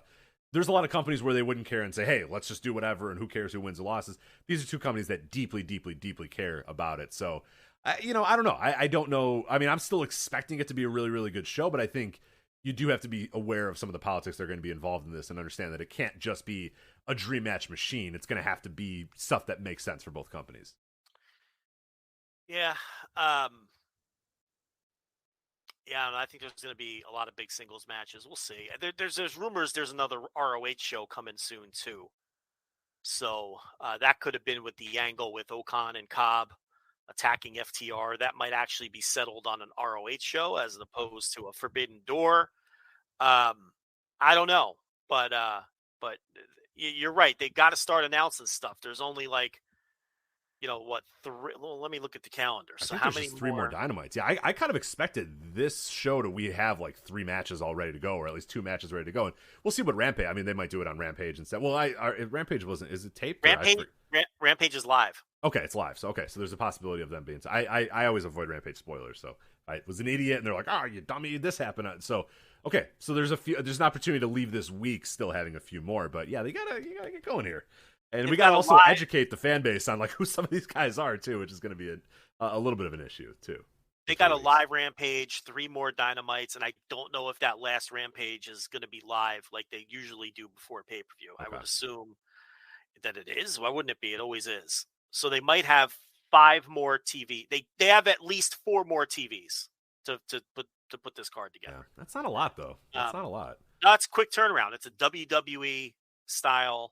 Especially when you're introducing new characters, to the show and new characters that people might, a lot of people are aware of these people, but you're trying to get, not only introduce them, but also give people a reason to part with their $50 to watch that guy that.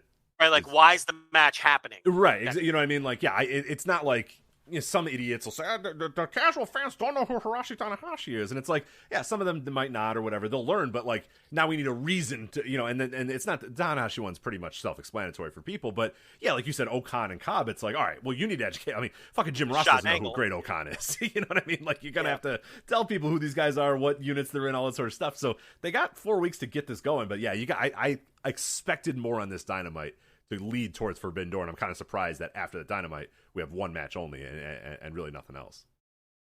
Yeah, they got to get going.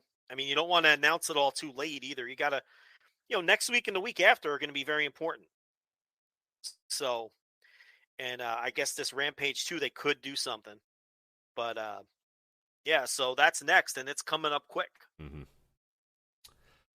All right. Well, speaking of New Japan, let's talk about them a bit. What is the latest on Kota Ibushi? You have a full report at flagshippatreon.com. All the new stuff that you have heard, some management shakeups as well. So we're not going to get into a ton of detail about that because, like I said, that is all available at flagshippatreon.com. But have you heard anything since you put your news report out there, or is it kind of the same story as we've had from a couple days ago?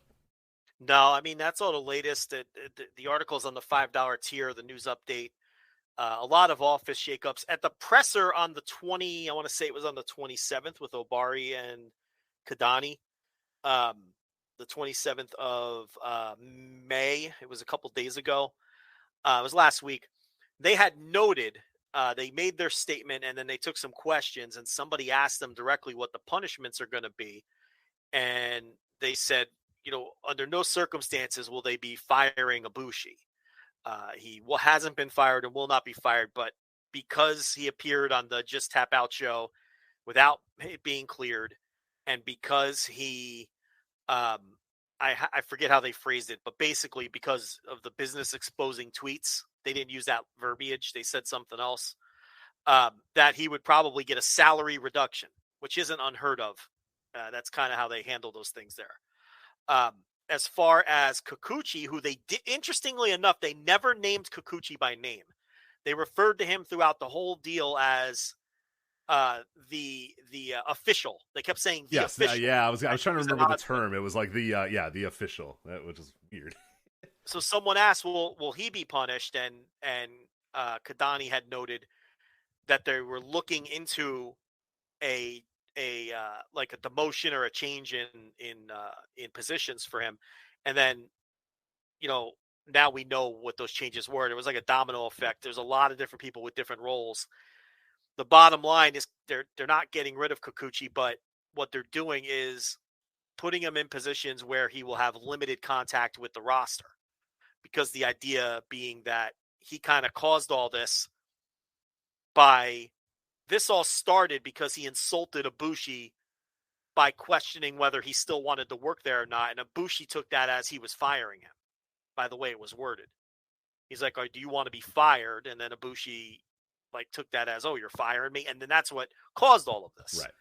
So his, and a lot of the roster, as I wrote in a previous update, didn't like this guy to begin with, Kikuchi. So he was already rubbing a lot of people the wrong way. So they got him out of a lot of the roles that require direct contact with the talent, as opposed to just getting rid of him. It does look like he's still in the booking room. That he's still part of that. But a lot of his other responsibilities have changed, and there's different people now in those spots. All the details are there. It's on the $5 tier. As far as Ibushi goes, I get the impression that neither side expects or even wants him to ever wrestle for New Japan again.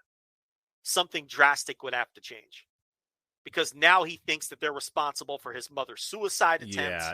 We've definitely gotten to the point where, and I thought we were at a point of no return a couple weeks ago, but then adding this part about the mom thing, and him being, as close as he was to his mother. I mean, anything you read, anything of the history of him is very, very close to his mother. So yeah, for him to even, or for him to think that, or whether it's true or not, I'm not making any sort of, judgment on that, but he thinks that they played a part in his mom, and if that's the case, there's almost no going back from that. That's for him, for them, for everybody. That's really tough to come back from.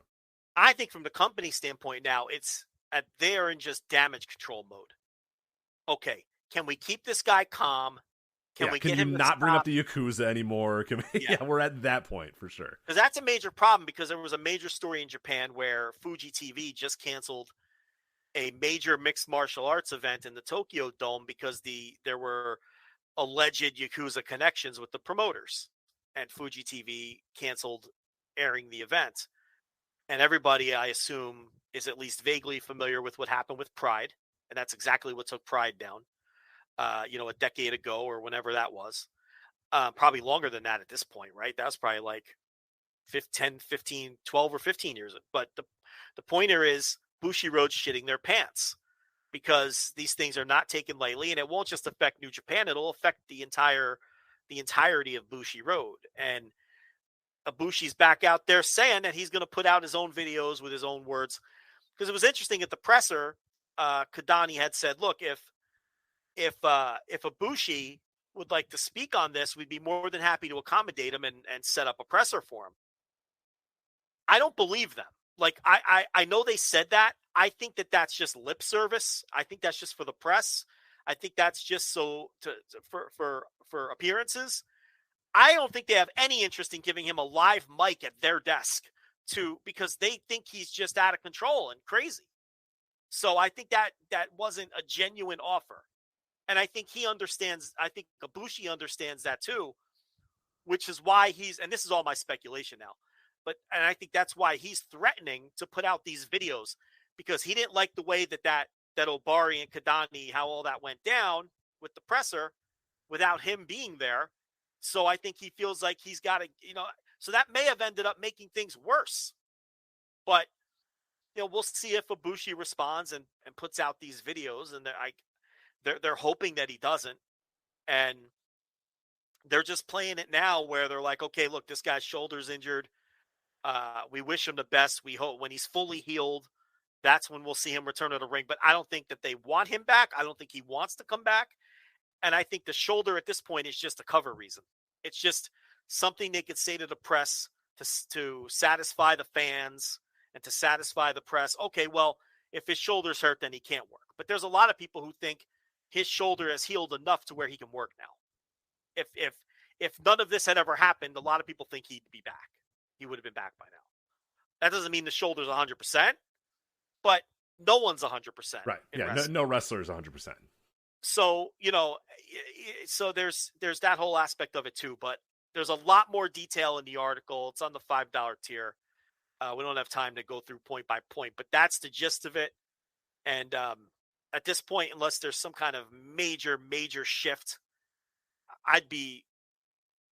I'll stop short of saying stunned, but I'd be very surprised if he ever wrestles for New Japan again. Which brings up the question, where the fuck can he go? Because he doesn't want to move to the United States. And we don't know. We know he has merchandise money beef with New Japan and with Kikuchi, but he allegedly has merchandise money beef with Kenny Omega and the Elite as well. So there might be heat there. Plus, he doesn't want to live here. Then he has said, now the things he says, who knows? Because he's out. He's an eccentric guy. He says he doesn't want to work for DDT. Well, then what does that leave? I mean, you go to Noah. I mean, who else can pay him?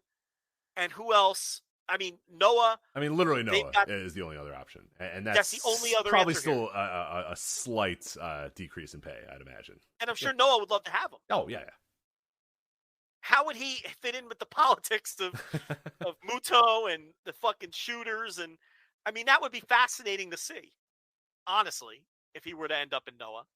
But I don't see another destination unless he's and are you on this hypothetical? Are you saying if nothing else happens, if nothing, because if he comes out and goes scorched earth on them, no one's ever touching him ever again.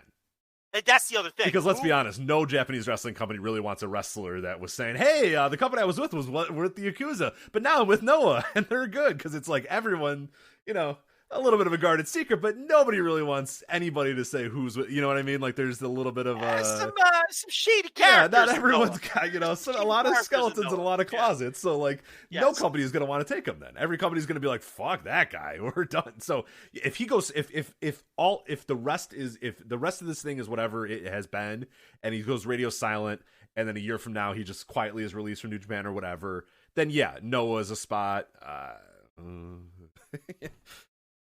Burst Pro Wrestling can be a spot, you know what I mean? Like it's honestly the only one that works. It's the only one where if he wants even a modicum of what he was getting paid before is the only place he can go. I mean, the scene right now is in absolute shambles. I mean, Dragongate's not taking him, obviously. All Japan Pro Wrestling can pay him about 1/90th probably of what he was getting paid. All these companies would take him at a very reduced rate if he wanted to, but I mean, he could go. He's an eccentric guy. He could go slum it up on the indies, I guess, if that's what he wants to do. That would be interesting. But yeah, if he wants a real career, and he's serious about not wanting to go to DD, because who the hell knows with him? Then I would think that Noah is the only real option on the table, unless he has a complete change of heart and wants to move to the United States, because either of the companies here would take him, I would think. I mean, I don't know how he would fit in with WWE or I mean, I can't guess imagine well at this point, but I mean, of course not. I mean, he wouldn't. It might. I don't know, but it's not great. The track record not great, so that's So we'll have to see. But at this point, it seems like they're just waiting out his contract. But there's nothing to stop him from talking once his contract's over either. I mean, so it's just a big mess, and they're trying to handle it with kid gloves. And I don't know. They're just hoping nothing else comes out about this. That's where they're at right now. Is handle eternally. Hope he stays quiet. Hope that he doesn't bring anything up, and then maybe, hopefully, quietly he just departs and moves on with the rest of his life, and they move on with the rest of their lives. Is probably what everyone's hoping for. But and it needs to be said. People could get fired out of this too with the Yakuza stuff, because they're looking into that, and they're going to weed out anybody that even has any kind of suspected connection or anything. I mean, they're going to go, and that could be anyone. So that's something to keep an eye on too, in terms of the Yakuza accusations, which they are because they have to take them very seriously. But. Yeah, and we also, anybody who knows anything about the history of Japanese wrestling or Japanese sport or Japanese business or anything like that, knew that when he dropped that word and said that it was a whole different ball game then. And that's when everyone went, oh, the people that knew and went, oh, now we're getting into Okay, it's one thing to say, yeah, they did this, and I hate them, and yada yada, all that sort of stuff. But the second you bring that word up, then it's like, oh, okay, now everything has got to change. Everything now it's real. Now it's a real thing here that everyone needs to discuss and talk about and stuff. So yeah, we'll see. Yeah. All right. Sticking with Japan, we're gonna go to Japan for a little bit. Not bouncing around Japan because we're not gonna be bouncing. We're staying here for a while, and I don't want to hear the Orient Express theme for an hour straight. But let's talk about Tarzan Goto. He passed away on Sunday at the age of 59. Obviously, most famous for his run in FMW. Some other notes about his career as well. Tokyo Sports Rookie of the Year in 1983. He was a member of All Japan Pro Wrestling at that time. It was also during his run in All Japan Pro Wrestling that he met a fellow All Japan Pro Wrestling youngster, Atsushi Onita. That would come back later to haunt or help Goto, depending on how you define that. They had a great rivalry, so maybe haunt him, but he made a lot of money, so helped him. He came to America, part of the Oriental Express. With Akio Saito. Akio Sato, who was part of the Orient Express later so if you on want with some Pat lore, Tanaka. yes, if you want Orient Express lore, he was a part when Tarzan Goto came to America in a bunch of different territories, right? Continental, and I forget the other place. He was all over the place. For a while, he was part of the Oriental Express with Sato. Memphis. Yes, Memphis. He was there as well. And then later, when Sato would go to WWF, they would then become the Orient Express with Pat Tanaka. So there you go. Pat Lore. Tanaka. And then Akio Sato left, and Paul Diamond took the spot as Kato. Right. And then you were left with the Orient Express featuring, a Which, Hawaiian guy and a white guy. But hey. And that version of the Orient Express with Pat Tanaka and Kato, which was Paul Diamond under the mask, was just Bad Company from a few years prior. Right. With the new name and with the gimmick. So that's how you track Bad Company back to Tarzan Goto in a very convoluted and weird way. Exactly. So I love 80s tag teams. That shit just fascinates me to no end. Yeah. But anyway, Tarzan, you keep going with Yeah, so then Goto, pretty much after, he kind of gets out of the business, he's kind of over it after a while, but then his old buddy Onita calls, as he's done many times in his life.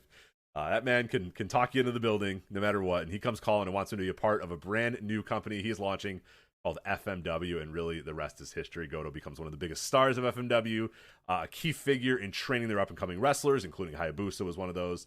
And then Goto would have a falling out of sorts with Onita, as, again, many people have over the years.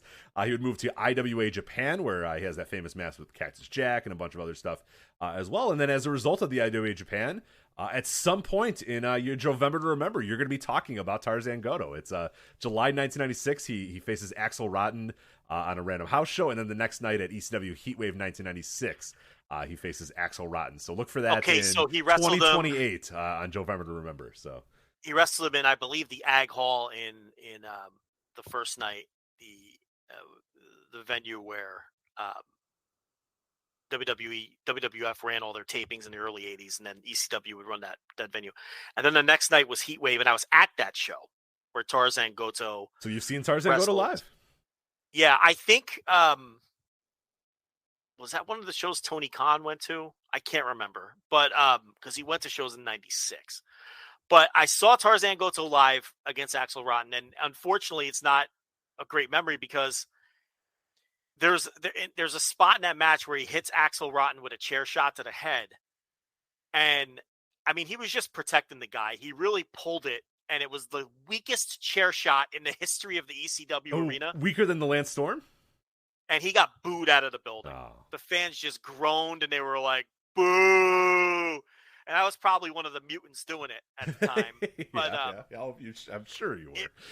It was an embarrassingly bad chair shot. That's the only real memory I have 26 years later of seeing Tarzan Goto wrestle live. I remember his, obviously, the trademark yellow singlet and that really, really bad chair shot. And I mean, it's Axel Rotten. He don't care. Oh, you could lay it in. Yeah, that dude is more than willing to destroy his brain. He doesn't. This was pre-Benoit. It was Axel Rotten. It was the ECW arena. Just cave his fucking skull in. He don't care. But look, he was trying to protect the guy. You can't really, kill him in hindsight. But that's my one enduring memory was that awful, awful chair shot But it was cool to see a guy like that, come in and work the show, though. And then, I don't know if you have anything else about Tarzan Goto. I mean, the rest of his career, then he was basically just bouncing around. Like, I don't know what you would say for, the post IWA Japan years of Tarzan Goto, pretty much just bouncing all over the place. And God, I mean, there'd be so many of these, retread. Some of them called FMW, Super FMW came up for a little bit, and then that folded, and a bunch of other stuff came up for years and years and years or whatever. But he was a lot of places. Wrestled, I think, until 2019. I think it was his last match, or 2018 was his last match. So he would still wrestle for a little while, but obviously only sparingly. And his peak days were obviously in the 90s with FMW. And at that point, he had already wrestled for years. I mean, he came up in All Japan in like the early 80s, like 1982 or 81 or whatever. So, and that kind of happened with Onita. Was the same way too. If you don't know about Onita, he didn't just one day become a deathmatch wrestler. I mean, he had been a trained wrestler for a while, and then he had some injuries, and then realized, wait a minute, I can make a lot of money doing this stuff, and ended up, kind of transforming his career. Goto, kind of the same thing as well. I mean, he had gotten to wherever he thought he could get to, and then starts becoming sort of, famous for doing exploding barbed wire matches, and, this match and that match and all that sort of stuff. Bare knuckles, champions and death matches and all that sort of stuff. So, I don't know. He was the number 2 for a long time. He absolutely was. I mean, you got to say he's number 2 for a long time at FMW. That one exploding cage deathmatch gimmick, drew like 34,000 fans with Onita for the anniversary show in 90 or 91 or whatever it was, and then his universally agreed upon best match was the Onita and Goto versus Dragon Master and Karisu, which I put up this week as the match of the week behind the paywall. I scrapped the plan that I had because he had died the day before, and Gerard DeTrolio from the site had recommended if I was going to do a Goto match to do that one because, and I had never seen that match before, and it was a famous match. I just never got around to it's like a Texas Tornado tag. So if people are looking for a match to watch, we've got that up. It's also on YouTube, obviously, but was our match of the week this week. He had those great main events that drew a shit ton of money with Onita. And I thought, did you hear Lance Storm, his audio this week? I did not. No, I didn't. Okay. So he said when he did FMW in 90 or 91, he did the one FMW tour, and he worked with Tarzan Goto on the first or second night. And he thinks that, and he said that Goto was a better wrestler than people maybe give him credit for because he was doing all the deathmatch stuff. But Goto, who was the number 2 and was also the guy who handled the money and the payouts at that time. Okay. So he was kind of like, he was office. And he said that he suspects that Goto liked working with him because they worked together on the rest of the tour. Like he was in matches with Goto because he thinks it was Goto had a chance to wrestle because Lance obviously was not a deathmatch guy. So he thinks that Goto booked himself with him so that at least on one tour he'd have a chance to just wrestle and not worry about, all the deathmatch shit.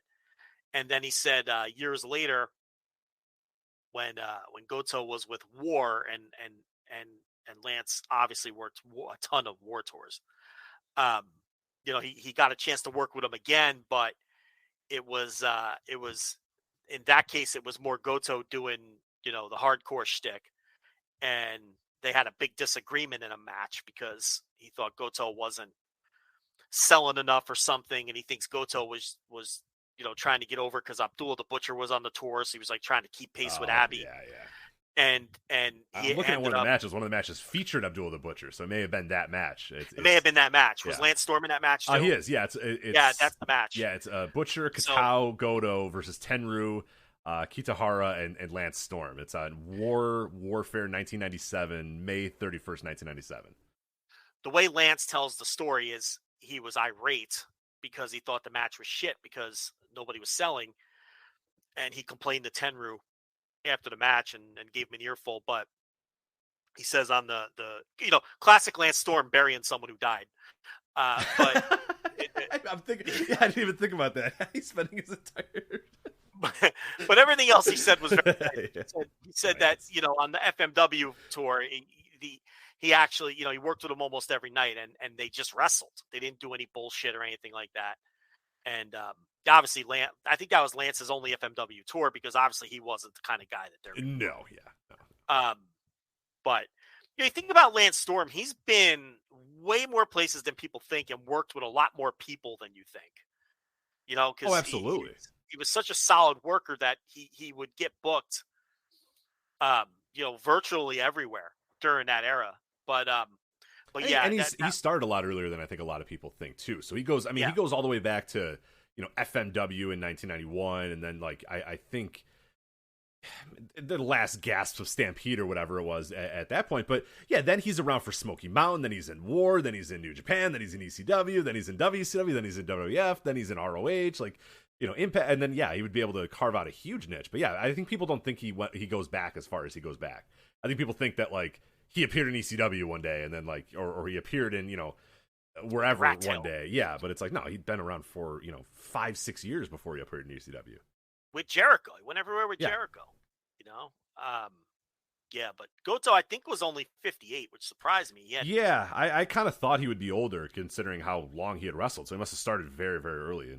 It's just the way he looked. He looked ragged. Oh yeah, he had the long, weird hair. He had the just giant scars on his forehead. I thought he was 40 when I saw him in 1996. But he was probably in his mid 30s though. At that point, but he had some kind of cancer, right? Didn't he have liver cancer or something? Or it was liver cancer. Yeah, he had liver cancer, so that sucks. Wasn't even 60 years old, but definitely a guy who, during the peak of deathmatch in Japan, was a top name, number 2 when FMW was really cooking.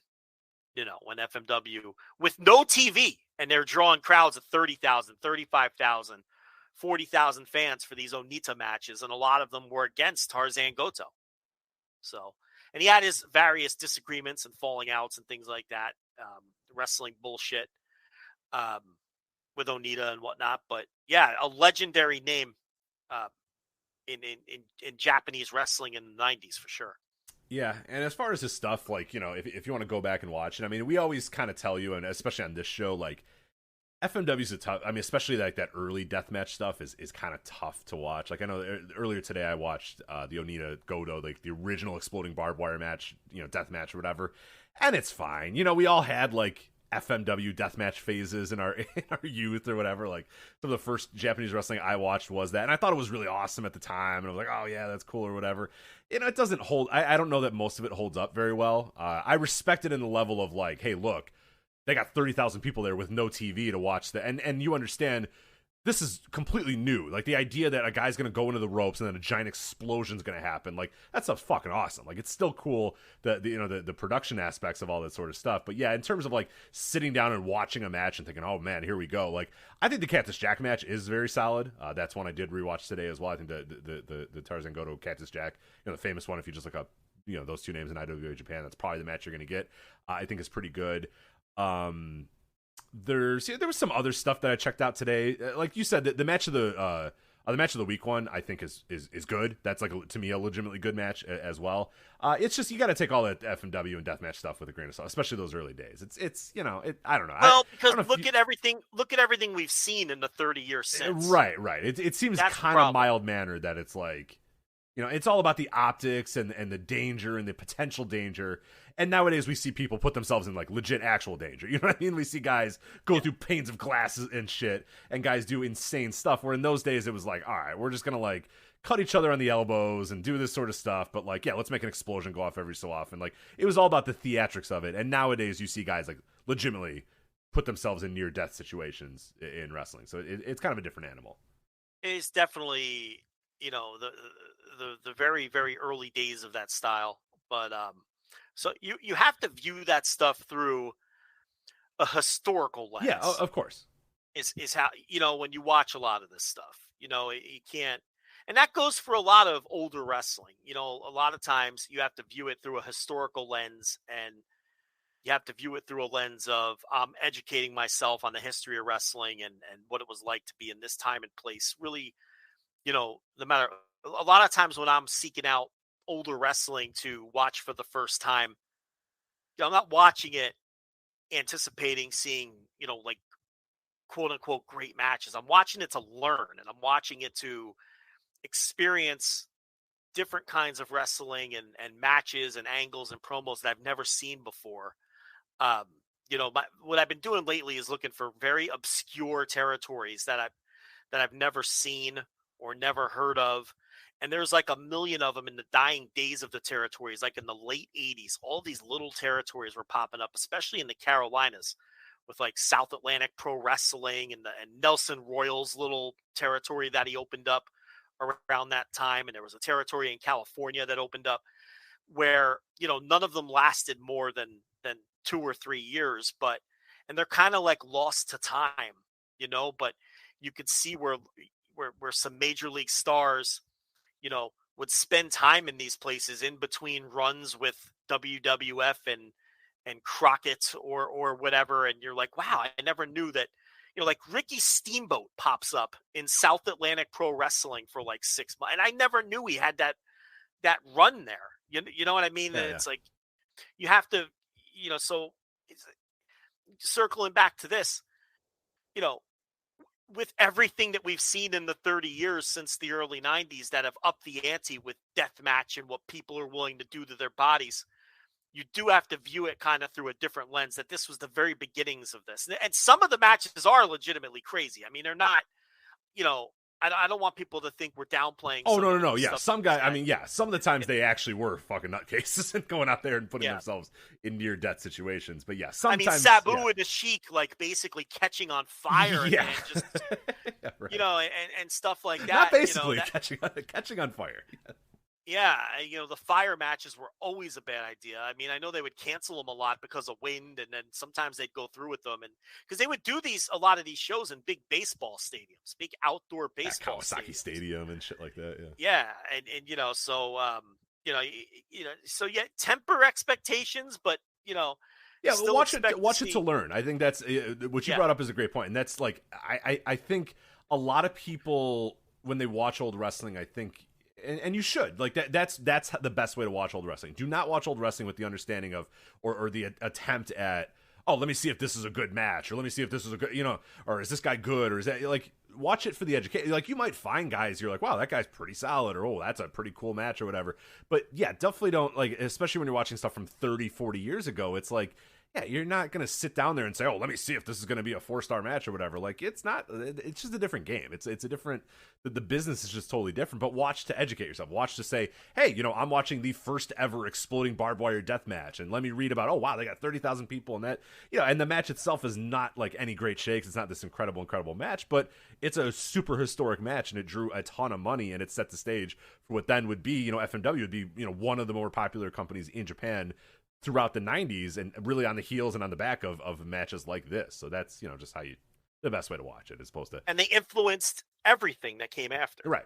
FMW, it's spawned, that stuff caught on in America a couple years later. And that's what, spawned, the ECW hardcore style. And then of course, ECW influenced the Attitude Era. It's just, so it's much more interesting to view this stuff through those types of lenses when you watch them. Yeah, just like understand that nobody was doing this shit ever, and then these fucking psychopaths decide, let's have a cage match where when we hit the ropes that are made out of barbed wire, explosions are going to go off. Like, it's insane. Like, before it's just, a tag team getting in the ring and wrestling, and it's like, nah, fuck that. Let's make explosions of barbed wire. It's crazy. It's insane. So yeah, you got to watch it for that aspect. You're seeing stuff that you've never, ever seen before. So that is that. But yeah, if you want to check out Tarzan Goto, a lot of that stuff, and one of the good parts of that era is a lot of that stuff is available pretty readily. So if there's any, you can go to a cage match or something like that, or you just type in Tarzan Goto and Onita, and you can find most of the stuff is readily available on YouTube or other places. So that is that. But yeah, unfortunately, he passes away at 59. And as you said, flagshippatreon.com, our match of the week is a Tarzan Goto match as well. So if you're interested in checking that one out. So let's get to a little bit of more Japan news here. Some reviews of some shows quickly. Hey, sorry for the brief timeout. This is Rich from the Flagship Podcast, letting you know about our friends at Drizzly, and this is the spring season, and it is the season of celebration. You have birthdays, you have weddings, you have graduations, you have Father's Day, you have Denim Day. It's a real thing. I promise you, look it up. It's a real thing. There are a lot of spring occasions that you'll be celebrating, so why not celebrate with the gift of beer, wine, and spirits delivered in under 60 minutes with Drizzly. You're right. It's flawless logic. Right now, Drizzly is giving all new customers $5 off their first order with the code SPRING5. Just download the Drizzly app or go to drizzly.com. That's DRIZLY.com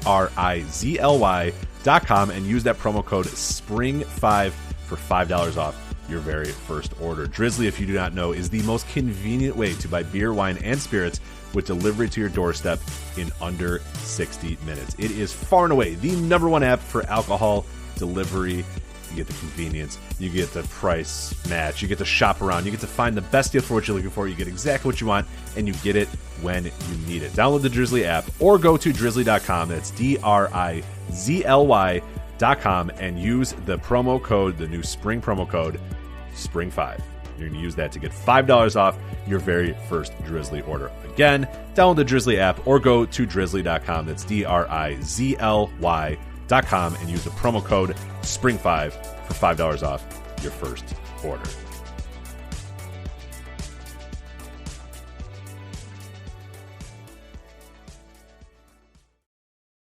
Underdog Fantasy is the fastest growing fantasy app and easiest place to play fantasy sports. Just jump on UnderdogFantasy.com or download the app, draft your team, and that's it.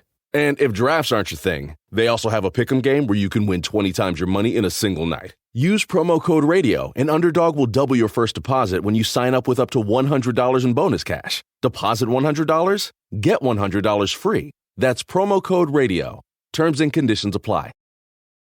Dragongate King of Gate Finals. Joe, what did you see from the King of Gate Finals? Nothing. Okay, well, I will lead you through what I did see and what did happen on the show, because there was some interesting stuff. So Jason Lee suffered a concussion. He was out of this. No, he was supposed to be in one of the semifinals matches, but he was out. So they instead did a second chance entry battle royal with everybody else that was in the tournament. So they put everybody in there and figured out who was going to come out and then emerge in the next semifinal match. And it was Kota Miyahara who won the second chance battle royal. And then would later get in the semifinal match later in the show. It was a standard fair battle royal. It was okay. There was nothing too crazy in it. It was pretty quick, so nothing that you need to absolutely go out of your way to check out or whatever. King of Gate semifinal, Yuki Yoshioka versus Shun Skywalker. Yoshioka, I don't know what they're feeding this kid, but this kid, he's getting big, dude. He is getting big, and I'm not a body guy. I'm an effort guy, and that my man is putting effort in his diet and putting effort in his body because he has gotten so big over the last few weeks, or last few months, I should say. That feels like weeks, honestly, that he's gotten that big. But sometimes that happens, and Dragongate has a way sometimes to of making men quite large in quite short time. But anyway, he is out here, has a really good match here against Shun Skywalker. He advances, Yoshioka advances to the King of Gate finals. Then I bounced around a little bit. I was kind of pressed for time, so then I just bounced to the next semifinal match of King of Gate, and this was Kota Miyahara versus Shuji Kondo. Kondo's run came to an end. The miracle run came to an end, but I loved it. I loved the entire run that he had. It started off with him beating Kai in like 30 seconds or whatever, and then he got a miracle run all the way to semifinals, but unfortunately he couldn't do it here. The young gun Kota Miyahara was just too much for him to handle. I would have at least put him in the finals. You know what I mean? Let the miracle run go to the finals, but I get it. It's fine. So Kota Miyahara moves on to the finals. Then, Joe, we had a big change here. Are you ready for this? As I was bouncing around the show, I'm not going to get into all the matches and stuff because there were some good matches on the show, but I just want to get to the King of Gate stuff because we have a bunch of other stuff to talk to. But a big change in Dragongate. Natural Vibes has a new member, Joe. Strong Machine J. But wait till you see the dance moves on this guy. But he's a machine. Well, no, he's a dancing machine is what he is, Joe. You got to see this guy. But he's made of parts. Well, I don't know. The factory made him be a quite the efficient dancer because he is he blows the other. It's going to actually kill the Natural Vibes gimmick, I think. Because the other guys cannot dance at all. No. And he can like legitimately dance. You'll see. You'll see when you watch it, man. He was breakdancing. He was incredible. I don't know how I feel about him going to my least favorite unit. Yeah, I'm sorry. I know, because you're a big Strong Machine Jay fan. You like the fact that he's made out of parts. You like that Jay is like kayfabe. It's like, well, he needed more oil, and like, yes, like, I love that. He's not a human being. He is literally a machine. It's like the best bit that Jay does is when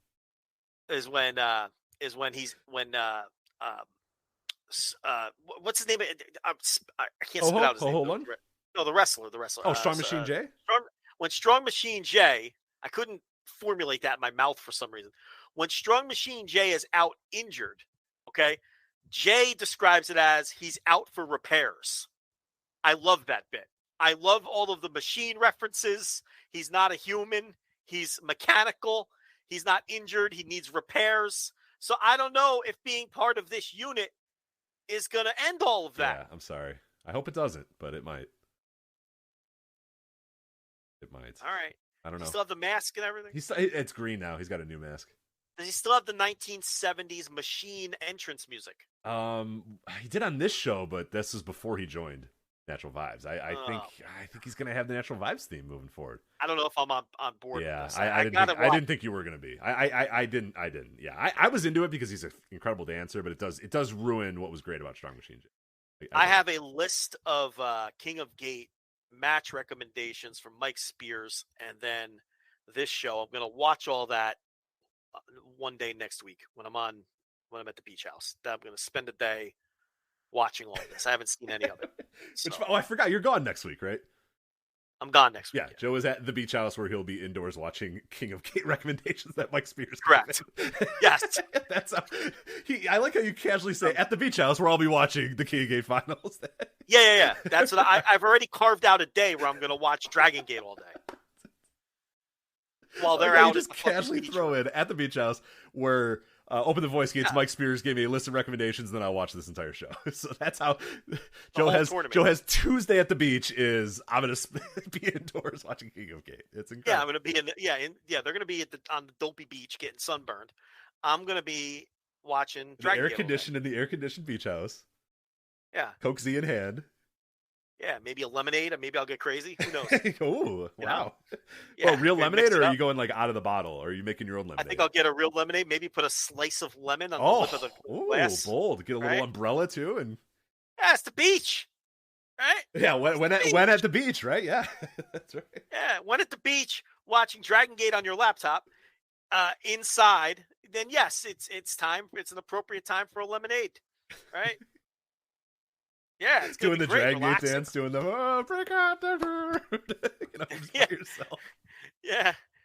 Then I'll watch the Reds game. It's like just like being at home. What a day! What a day! Beach. Yeah, sounds incredible. Yeah. Well, you don't have the dopey kids bothering you, so that's good. Yeah. Nah, I'll be on the beach. There you go. And then quickly the King of Gate final. Very good match. There's some matches that I've seen that I liked a little bit better in the King of Gate, but I thought this was really good. It was Yoshioka defeated Minoura to win the King of Gate. So obviously this tells the story of, he had been Dia Inferno and he had done all this sort of stuff, and now he's kind of broken free of that, and now he's kind of his own man, and yeah, this was the culmination of the journey for him to win King of Gate, and it's a big time moment for him, and he looked great in the match.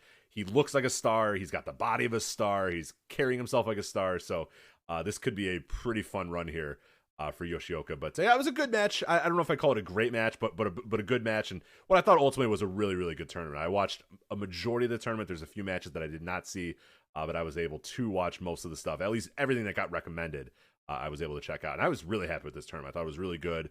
The match structures, I think, were pretty solid. So yeah, I think Dragongate has been a lot of fun in 2022, and this show was no exception. So I watched the rest of the show, but I don't want to. We got to move on to some other stuff, so I don't really want to get into it. Nothing that you need to absolutely go out of your way to check out, but some fun matches here and there up and down the show. It's Dragongate, man. The baseline of Dragongate is pretty damn good, and sometimes they deliver on a really, really big level. But Joe, there's bigger news on the front about Dragongate. Okay, are you ready for this?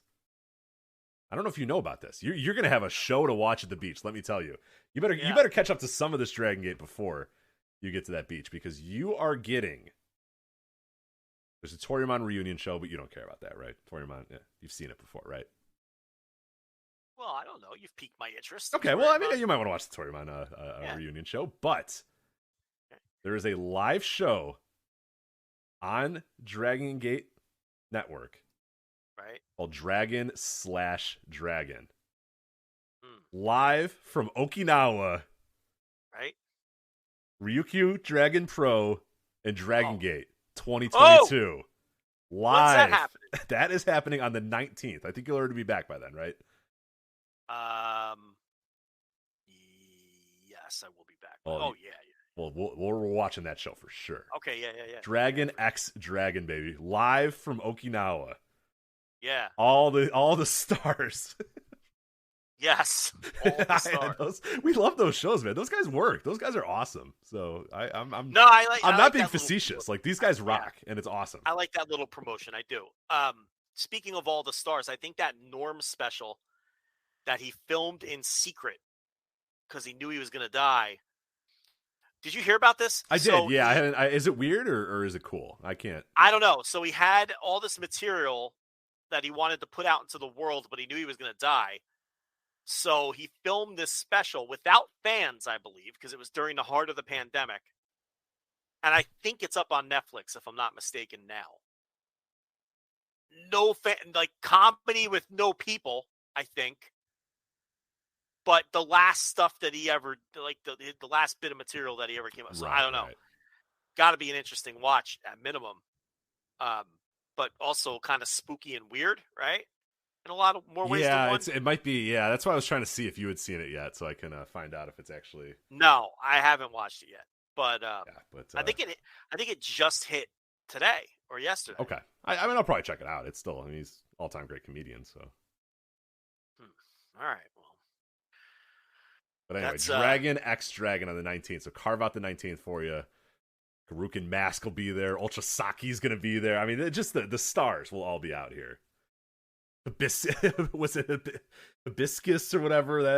But they're all there. All the stars of the Okinawa scene. The stars of the Okinawa scene. Hey, Garukin Mask fucking rocks. So I'll be there for Garukin Mask for sure. But yeah, they'll all be there. Shisha will be there again. You know that. So anyway. That is Dragon. That is Dragongate. So, all right, let's move on to New Japan Best of the Super Juniors. We got the finals coming up today, tomorrow, and most of you guys listen to this. Live listeners, you're getting our preview of the final. Everybody else is getting our very, very late, because that's going to, let me see what the date is. Isn't it literally today? It's like tonight. It's in like hours, I think. Yeah, I'm pretty sure it's the Super Junior final? Yeah, it's in like hours, right?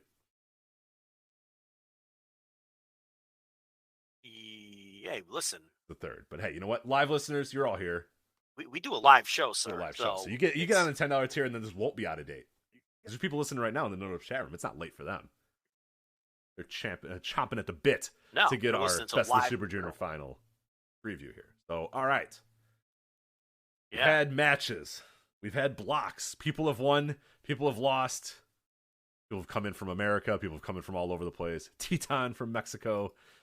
And our Best of the Super Junior final is El Desperado versus Hiromu Takahashi. Excited? Annoyed? What are you at with that final?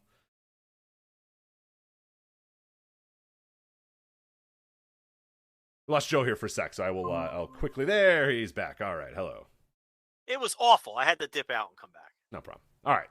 I could. You're all choppy, breaking up. So choppy. Okay, choppy. Now you're good. Okay, I'm good now. All right, so I said people have won, people have lost, people have come from Mexico, people have come from America, and we now have our final. It is El Desperado versus Hiromu Takahashi. Are you excited, disappointed, annoyed? What do you think of that final? A final that we have seen. Predictable.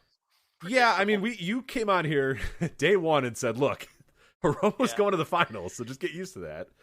And, well, he is. So, I don't know. It's hard to get excited about a Hiromu Takahashi Best of the Super Junior final in 2022, but here we are, and I guess we'll have to try to do it.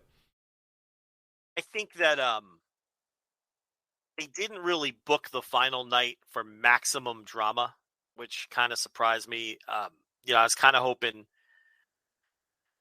I was kind of hoping that because Teton upset Robbie Eagles on the final night, and I guess if Eagles would have won, I think he would have locked up the bid from that block because he would have had tiebreaker on the other guys. But so I guess they had to do that. But you had a long night of matches that really weren't of much consequence to, who was going to move on, which was kind of a problem from a drama standpoint. But yeah, so we knew Hiromu would come out of the A block, and because it didn't make sense to put Ishimori through. And then, I thought Phantasmo and Robbie Eagles had really good tournaments, and I thought it would have been interesting if one of them got through. But Desperado might be winning the whole thing for all we know. So, look, to me, the most interesting thing is no matter who wins this, they're probably going to beat Taiji Ishimori at, whatever, Dominion or whatever the fuck. And then I think there's a good chance we see Kushida at that point because everyone's kind of just forgotten he existed, right? But, he's going to come back at some point. He posted an airport picture. I don't know if you saw. Did you see this week? He posted an airport picture. He was in an airport and said, "Where can I get flights out of Florida? Like, where can I go when I leave Florida?" So, him showing up at this show wouldn't make a ton of sense because the winner of this will wrestle Ishimori, right, at Dominion. So he would have to show up and challenge the winner of that match, which, they might go right into a Hiromu Kushida program at that point. If Hiromu wins the next two matches. So that's just speculation. But, I talked about this in a news update, but Kushida wants to do something different. He doesn't want to come back with the Marty McFly gimmick. So at least that's what he's been lobbying for. So he'll probably be doing something different. And he pitched work and heel. So I don't know. We'll see ultimately. But keep that in the back of your mind. I suspect he'll show up at Dominion, but we'll see. Yeah, I hate that. Like, this has been a really fun tournament with a lot of really fun matches, and I think, I think a lot of people ultimately you did see that when it was final and it was okay. It's going to be Hiromu versus Desperado. And that's those guys have had great matches in the past. Like, I have no doubt in my mind that they're going to have another great match here. I mean, the match they had in 2020. One of the better matches of that entire year. I mean, those two guys just, had made magic in the past when they faced each other. It's just really deflating because there was so many interesting stories and so many interesting guys in this tournament that ultimately going back to, Hiromu going to, I think what it now is his fourth or fifth best of the Super Junior final. I mean, that dude has been in so many finals, but going back all the way to 2018, he's been in the best of the Super Junior finals. It's been a long time that he's been there. And yeah, it just feels a little deflating in that sense. And that's kind of what Hiromu feels like in general with New Japan. And I know you and I have been saying this for a while, maybe before a lot of other people, but he just doesn't excite me in any way anymore. And that kind of sucks because this is a guy who I really did think for a while was like, holy crap, like this guy, he jumped off the screen. There was something just incredible and obvious about him that you just couldn't miss. And now it's like we've seen the same old shit with Hiromu for 4 and 5 years now, and like I have next to no interest in seeing this guy wrestle anymore. But with that said, like he had to come out of the A block. There was no other option that was coming out of the A block. Show was not coming out of the A block. Ace Austin wasn't coming out of the A block. None of the other guys were, and that led to Desperado having to come out of the B block. But like you said, there was a lot of really fun stories out of that B block. Like, if I were booking, like I may have done an audible and said, fuck it, we got to go with Phantasmo. This guy's getting over like crazy. There's a lot of fun stuff coming out of here. Or Eagles, that would have been a new, direction or a new thing to do. But like, this is what the final was going to be. Like, we all kind of knew that. We were all kind of maybe hoping that it would be something different. And it sucks that it's the same old thing. But, it's this company books that way. That's how they book. I mean, look no further than the guy you just mentioned, Kushida. I mean, how many times was he on the same hamster wheel of just, lose the title, win best of the Super Juniors, win the title back? Like, it was the same thing over and over. Show and Yo used to talk about the best of the Super Juniors turn, or the Super Junior Tag League. Like, every year they lose the titles, win the Junior Tag League, win the titles at Wrestle Kingdom. Like, the same thing over and over and over again. This is kind of how this company books, but yeah, it still is a bit deflating after such a fun and interesting tournament to just be, the result is Hiromu was back and Desperado's back again too. Even understand that they're going to have a good match. Like, I have no doubt in my mind it's going to be good, but it's just hard to get too excited about it. Hiromu's just missing something now. I don't know what it is. Yeah. He's just missing something. But I don't know. We'll see. I think Kushida will, when he finally shows up, will breathe some new life into things.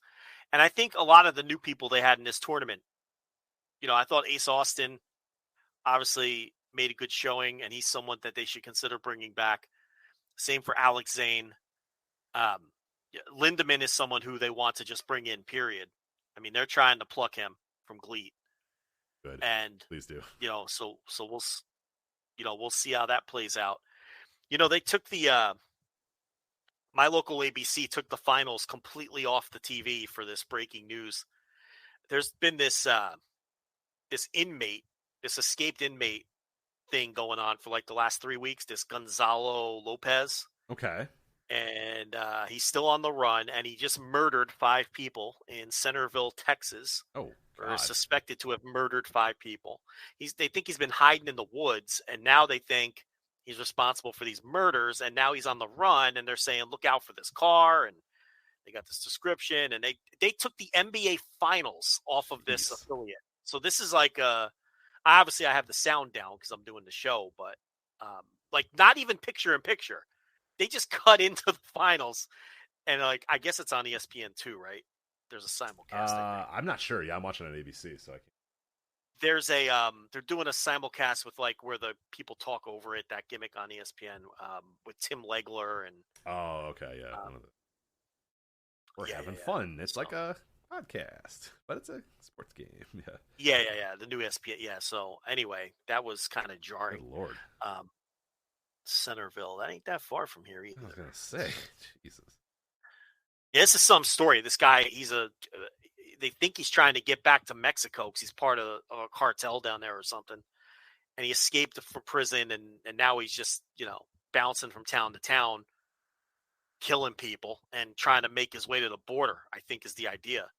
But pretty fucking wild story. I guess I kind of sapped the enthusiasm out of the Super Junior finals. Yeah, well, thanks a lot. Yeah. So I don't know. I guess we'll see what happens with the final match. The rest of the card, it kind of tipped everybody off that Tanahashi was going to show up on Dynamite when he conspicuous by his absence on this lineup tonight. But we've got Tomoaki Hanma versus Juice Robinson. That is not for the U.S. title. Zack Sabre Jr. and Kanemaru. Kanemaru had a great tournament. He really did. Versus Evil and Show. Rusuke Taguchi and Wato versus TJP and Francisco Akira, which is not a title match for the junior titles. So I think the United Empire team will probably win that to set up a title match at Dominion. Doesn't that make sense? Yeah. That's the way I would go, I think. Robbie, and then they got a 8-man tag opener with all the leftovers from the tournament. Robbie Eagles, Yo, Teton, and Clark Connors versus El Lindemann, Ace Austin, Wheeler Utah, and Alex Zane. Cobb, Okan, and Hanare versus Fale, Owens, and Phantasmo. Takagi, Naito, and Bushi versus Taichi, Taka, and Duki. And then Okada, Yano, Tamatanga, and Jado against Jay White, Doc Gallows, Taiji Ishimori, and Gato. Because Carl Anderson and Tangaloa are off the show Anderson has COVID. And then they must have just kind of... Tangaloa has an injury. Oh, that's right. Yeah. So now listen, that doesn't sound like a big deal, but they were going to obviously do Bullet Club stuff on this show. So and those were 2 key people. Mm-hmm. So that's going to throw another wrench into the Bullet Club stuff, which really didn't advance at all on the Super Junior Tour because there really wasn't a place for it on the Super Junior Tour. So whatever they were planning, which was probably going to set up a major match at Dominion, with Carl Anderson coming back and everything, that all gets thrown out the window. And one thing we didn't talk about with Forbidden Door is, Jay White could be the champion by then. He's facing Okada at Dominion, which is not true. Yeah. Which is before Forbidden Door, right? Because Dominion is on next week. Yeah, Dominion is, I'll get the exact date here for you in a sec. So there's, so Jay White could be going into 6/12. Yeah. So Jay White is going to do stuff. They already teased he's doing stuff with Adam Cole and the Undisputed Elite on that show. So we'll see something like that. And that's probably another reason they haven't really announced much for Forbidden Door because the New Japan side is like, look, we can't announce anything till after Dominion because you know how New Japan is about announcing things ahead of time, particularly with title holders and title matches and things like that. So that could also explain why we haven't gotten much for Forbidden Door yet, because they need things to shake out on this show and on Dominion. So that's also something to think about. But I presume you will be reviewing this New Japan Super Junior final. Oh, of course. Yeah. Watch that show and review it on next week's show for sure. Yeah. But I mean, I'm still interested. It's it's like a Budokan Hall show, and again, it's like one of these things that we're gonna have to in the history books when we go back to, you know, these shows and these giant arenas that are. I mean, it's is not a Budokan Hall show, you know what I mean? It's in Budokan Hall, but it's not a Budokan. But we're still gonna have people be like, no, they ran like the Budokan Hall like 8 times, and this is, you know, no, they did, but you know, not really. So only had to sell half the tickets and all that sort of stuff. But I mean, yeah, the final should still be good, even though I'm not super excited about it anymore. So now, what I am super excited about is the world of All Japan Pro Wrestling, Joe. It is a doozy these days in one All Japan Pro Wrestling. We had the Super Power Series 2022. I watched a few matches on the show. Did you watch the entire show here? This is from the May 29th. Okay, so I watched all of the title matches from the little Sapporo tour. Oh, okay. From the 14th and the 15th, because there was a Triple Crown match. Aoyagi got this title shot. They did that in Sapporo. And then in Korakuen Hall on the 29th, which is the match I think was the show you watched, T-Hawk got his title shot. So I could run through the title matches in Sapporo that they did. Yeah, please do. Yeah. The one thing is the tag division is in shambles. It's just such a shell. Oh, it's so bad. Because Twin Towers, okay, so the first night in Sapporo, they win the tag titles from Runaway Suplex. The problem is Kohei Sato used to be just a cool as hell wrestler. We've talked about how he has just physically declined. So Twin Towers, who were a great tag team for a long time, and Shuji Ishikawa, he's done. He's washed. He is absolutely completely washed. He's washed up, and it was going to come with his size and his age. So Twin Towers, they have like this, it's almost a nostalgia run they have going, but the matches are not, they're not good. And I feel bad for Ashino. He's in there with like, I guess I should, you know, I'm probably unfair to Suwama a lot of times because I don't expect much out of him and he always over delivers, but it's hard for anyone to get anything out of Twin Towers these days. And the All Asia match on that show was, I shouldn't even have wasted my time, but you know, Hokuto Omori and Yusuke Kodama, they wrestled Noriyuki Yoshida and Tomoya. Tomoya is a local Sapporo guy who, you know, he'll work these shows when they're up there. And Yoshida's one of my Colleague boys. But that was like, that was a nothing match. But listen, it wasn't the Can-Am Express versus Kikuchi, and let's put it that way when you're talking about All Asia tag time. Okay, so it wasn't on the same. Can-Am Express is not walking through that door. No, definitely not. So that was kind of a waste of my time. But the second night in Sapporo, they did Kento Miyahara versus Yuma Aoyagi, and you know, I thought it was all right, but I liked the T-Hawk match better. And I guess this will be a good transition for you. The Miyahara Aoyagi match to me was a good match, but it was totally built on dramatic near falls in the final 5 minutes. And the Miyahara T-Hawk match I thought was just a better pro wrestling match from start to finish, with a better story from start to finish, and better, a more cohesive match than the Miyahara Aoyagi match, which was just totally just let's milk this for drama and do a million near falls is really all it was. And Wada was the referee, and they have to know that this guy's a problem. Yeah, it's not good. It ruins the matches. And I know there's a legacy thing there, but it ruins the matches. And we've been saying it for years, but I think it's gotten even worse. The last year and a half, 2 years, it's really bad. These wrestlers have to adjust to his they have to hold these near falls for what would normally be like a 5 count. Yeah, it makes the guys look ridiculous. As the guy hits a move, pins the guy, and he goes, 1, 2. It's like, oh my God. Yeah. Like, it counts slow, but it also takes them forever to get in position to count. Right. That's so the guy is down for like 5 to 8 seconds, and it makes. And they're trying to hold like these straitjacket Germans this whole time. It's just a disaster, this guy. He's so bad. And it's such a bad look for a promotion that they're running these tiny buildings. You're having a Triple Crown match in front of fucking 500 people. Oh, it was desolate there, dude.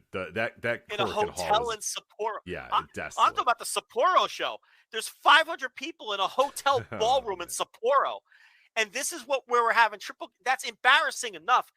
Then you have this referee who looks like he should have been retired 5 years ago. It drives me nuts. I mean, I know I rant and rave about this guy, but it drives me nuts. I legitimately hurts the matches for me. So it was a good match. I preferred the T-Hawk match. So I guess we'll transition to you. Later on, the following week, they left Sapporo. They came back down to Tokyo. And this is where Rich jumps in. Korakuen Hall, they drew about 900 people for this, which the atmosphere wasn't much better, to be honest. It looked than that hotel in Sapporo. They did like a pan of the crowd or whatever, and I know it's obviously COVID crowds or whatever, all that sort of stuff, but it still looked like a sad amount of people in Korakuen. So what did you think? Triple crown match. Yeah, these are I mean, so what did you think of Miyahara T-Hawk? Because I really liked it. I liked it a lot too. Yeah, I think it was Miyahara is just great. I mean, he's awesome, and we talk about T-Hawk all the time. We talk about the Strong Hearts all the time. That when they come to these shows, and like especially me, like I watched maybe half of the show. And when you see some of the other guys on this All Japan roster at this time, and some of the other dudes, I mean, you got Taru and like Suwama and these guys that are just and yeah, I'm throwing Suwama in there, but he's better than some guys, but he's still Tajiri, like, you know what I mean? Like, these guys are just not good at all anymore. I mean, Voodoo Murderers is pretty terrible at this point. It's just gross, unwatchable, like, just scuzzy indie sleaze garbage. Kohei Sato can't move anymore. Suji Ishikawa can't move anymore. Like, and then you see, Kento Miyahara, who's just like, I mean, he was better than everybody on that roster 7 years ago, you know what I mean? And he is just so far away better than everybody now. It's almost sad now to watch this guy in All Japan because he's so fucking great, and it's like, dude, yeah, come on, like this is, and I know it's how business is done in Japan. He's stuck there. It's all this sort of stuff. It's not worth being like, oh, maybe he can go here or go here. He's stuck here, but it's just like, fuck. It's just depressing as hell that this guy that is so great is here. But then sometimes you get moments like this where you get someone like a T-Hawk who also on the show just popped out as like, oh, right, like here's a professional dude. Like here's a younger guy that's got a good build, a good body, comes out with presence, and then they just went out there and for 25 minutes they worked their asses off. And it wasn't a match that, like you said, it was necessarily predicated on big near falls. It was just two dudes that went out there and they just worked their asses off, had a very good professional wrestling match. When it got down to it, the final few minutes were, some quick kickouts, some quick near falls, all this sort of stuff. But like, it wasn't a match that needed those near falls. It wasn't a match that was built on those near falls. It was a match built on just two dudes wrestling. And when it was over, Kento Miyahara just did like, one of the classic Miyahara things where T-Hawk knows if I just avoid the straitjacket German, I'm going to be okay. And Kento got him. And it's one of those things where T-Hawk's fighting it off going, I can't, no. Kento hits it and it's like, fuck, it's over. And then thankfully, Wada was not the referee on this one, so we got a quick little 3 count here. And yeah, I liked it a lot. I thought it was a tremendous main event. Yeah, again, I think both Triple Crown matches are worth people's time. I preferred the T-Hawk match. Now, I am told that the best match in Sapporo was actually on the first night where they did the Aoyagis versus Kento Miyahara and Rising Hayato. Kind of a prelude to the Miyahara Aoyagi title match the next night, and they went to a time limit draw, which I never would have figured. I would have figured, either Atsuki, Aoyagi, or Hayato would be there to eat a fall. So I'm kind of upset that I blew the match off, not knowing how good it was, and then people told me that I should have watched it, but now I know it's a draw. And now I have that thing where it's like, do I want to sit down and watch this 30-minute match where I know the finish? Like, and watching a draw when you know the finish is one of the worst experiences. It is. It's in a hotel fucking hotel conference room with 500 people. Do I really want to do that? But I need a break first. I'll watch it like in 2 months or something. But allegedly that was the best match in Sapporo. But yeah, I preferred the T-Hawk match to the Aoyagi match. But this is and Jake Lee is the next challenger. I guess we should note that. And the Twin Towers match in Korakuen versus Koji Doi and Kuma Arashi. I mean, that was no better than the match that they had against Runaway Suplex in Sapporo. I mean, they are just done. That tag team is just done. Twin Towers. They're done. You just know when someone's done, and those two guys are done. So, All Japan is just not an easy watch right now. It is a rough watch. I kind of had to force myself to. I mean, it's just not. This is not good. The tag division's in shambles. You were going to get Jason Lee, Miyahara. Hopefully, there'll be some juice there. But then where do they go from there? There's nothing left. Dude, it's dire. It's dire. It's a big indie. That's what it is. It's a big indie with a big indie that just happens to have like a absolute mega dynamo dude in Kento, and it's yeah. And you know what? I don't even think he's having the greatest year. I mean, but how could you? I mean, Jesus Christ, I get it. Yeah, I get it. Yeah, because I mean, there's been years that he's obviously had, some tremendous years. But yeah, he's wrestled the same guys. Wrestler of the Year contender. Yeah, but he's wrestling the same dudes, and the business is. I get it. I absolutely get where he would be. I don't know. Yeah, it's tough. All Japan is a tough watch, and there was a while there where they were a pretty good COVID watch, but they are not anymore. They are a dreadful COVID watch at this point. Cheering fans will help a bit, but they're not gonna get Tajiri and Kono and Taru off this roster. So there's just too many scuzzbags on this roster now, But you're right, it's a big indie, and that's when you got a big indie. You get scuzzbags, you get Taru. You know what I mean? Like, that's just what's going to happen. So, yeah, it's a borderline major league roster. There's not a lot there. Yeah, I don't even know if I call it borderline anymore. I mean, I guess because you got Tsuji and Suwama and Kento, so. They're a lot like where 0-1 was like 5-6 years ago, where it's like. Right, you're watching this promotion because it has a legacy, but, like, it's not. No depth. Yeah, there's just nothing left. No depth. Anyway, go enjoy some All Japan, everybody. Yeah, alljapan.tv if you want to subscribe. Yeah. Use our Voice of Wrestling link to. We don't have a link, so just go to alljapan.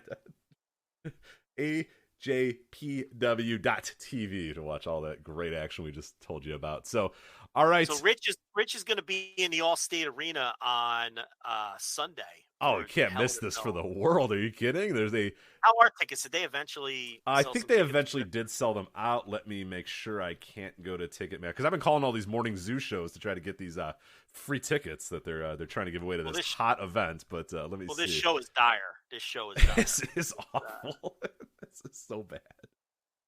Okay, some tickets are. Oh, these are verified resale tickets, so I could be. Where do I want to be? I like the corners at the All-State Arena, section 216, $197 each. Row N.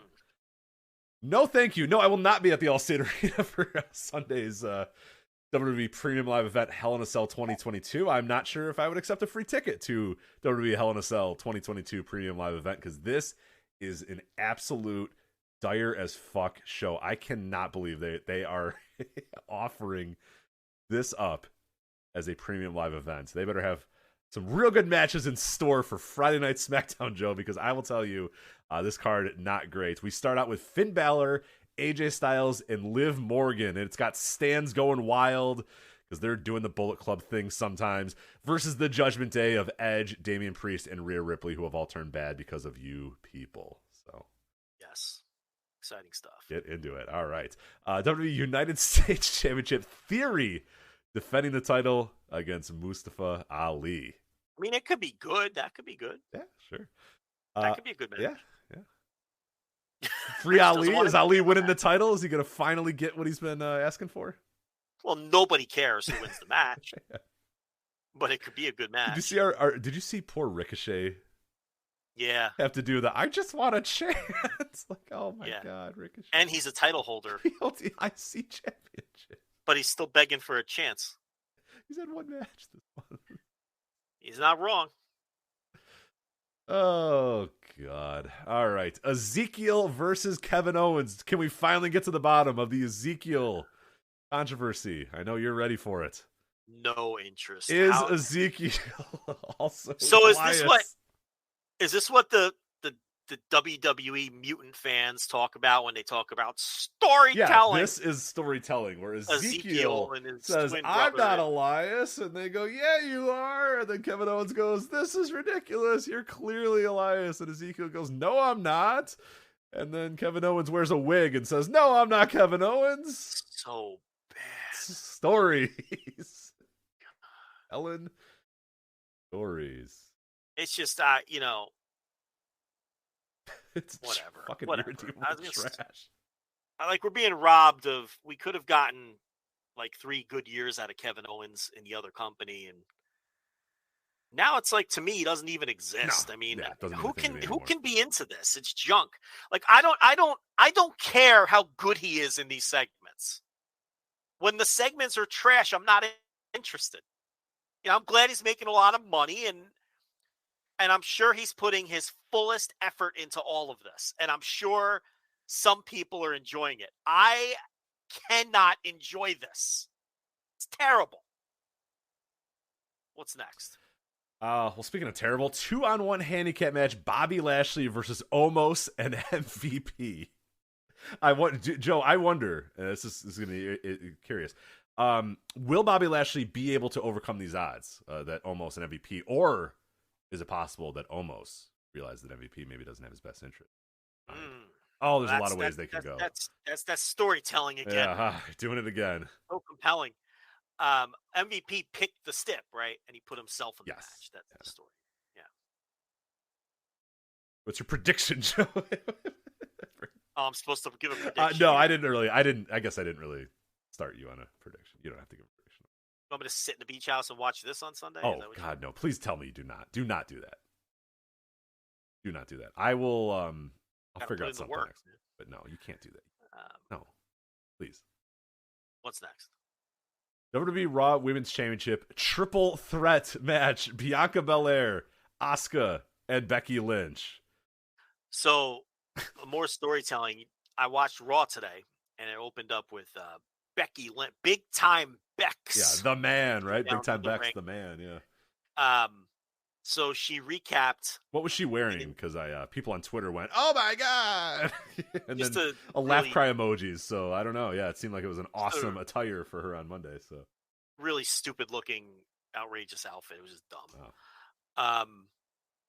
So anyway, she gets in the ring, and they opened up Raw again. The storytelling, Rich. It's amazing. These stories are just so captivating. So she gets in the ring and she talks us through her entire history with Asuka while they're playing it on the big, and then she stops, and they play it on the big screen. Then she talks us through the next step and they play it on the big screen. And then wouldn't you know it, Asuka comes out and she starts doing her awful off-putting character that I can't stand, where she's like a ghoul or something. Yeah, she's supposed to be. She just screams and yells, and it's great. It's awesome storytelling. Nobody's ready for Asuka. Blah, blah, blah, blah, blah. Like, what is that? It's storytelling. It's great. So then, of course, Bianca Belair's. You would never believe. You would never believe that the other participant, their music hits, and now they come out. So then she comes out, spinning her hair, doing her little choreographed entrance. So she comes in, and then the three of them are EST in there. Of the WWE. And the announcers are behaving as if this is completely outrageous. What? The other participant is now coming out too? What? They're all in the ring. Graves can't contain himself. I can't believe it. We're seeing a preview of Sunday right now on Raw. Yes. Anything can happen on Monday Night Raw. Yeah, anything can, and we always know what it's going to be. The same thing every time. So then the three of them are in there, So it's the same segment you've seen. How many fucking times in your life?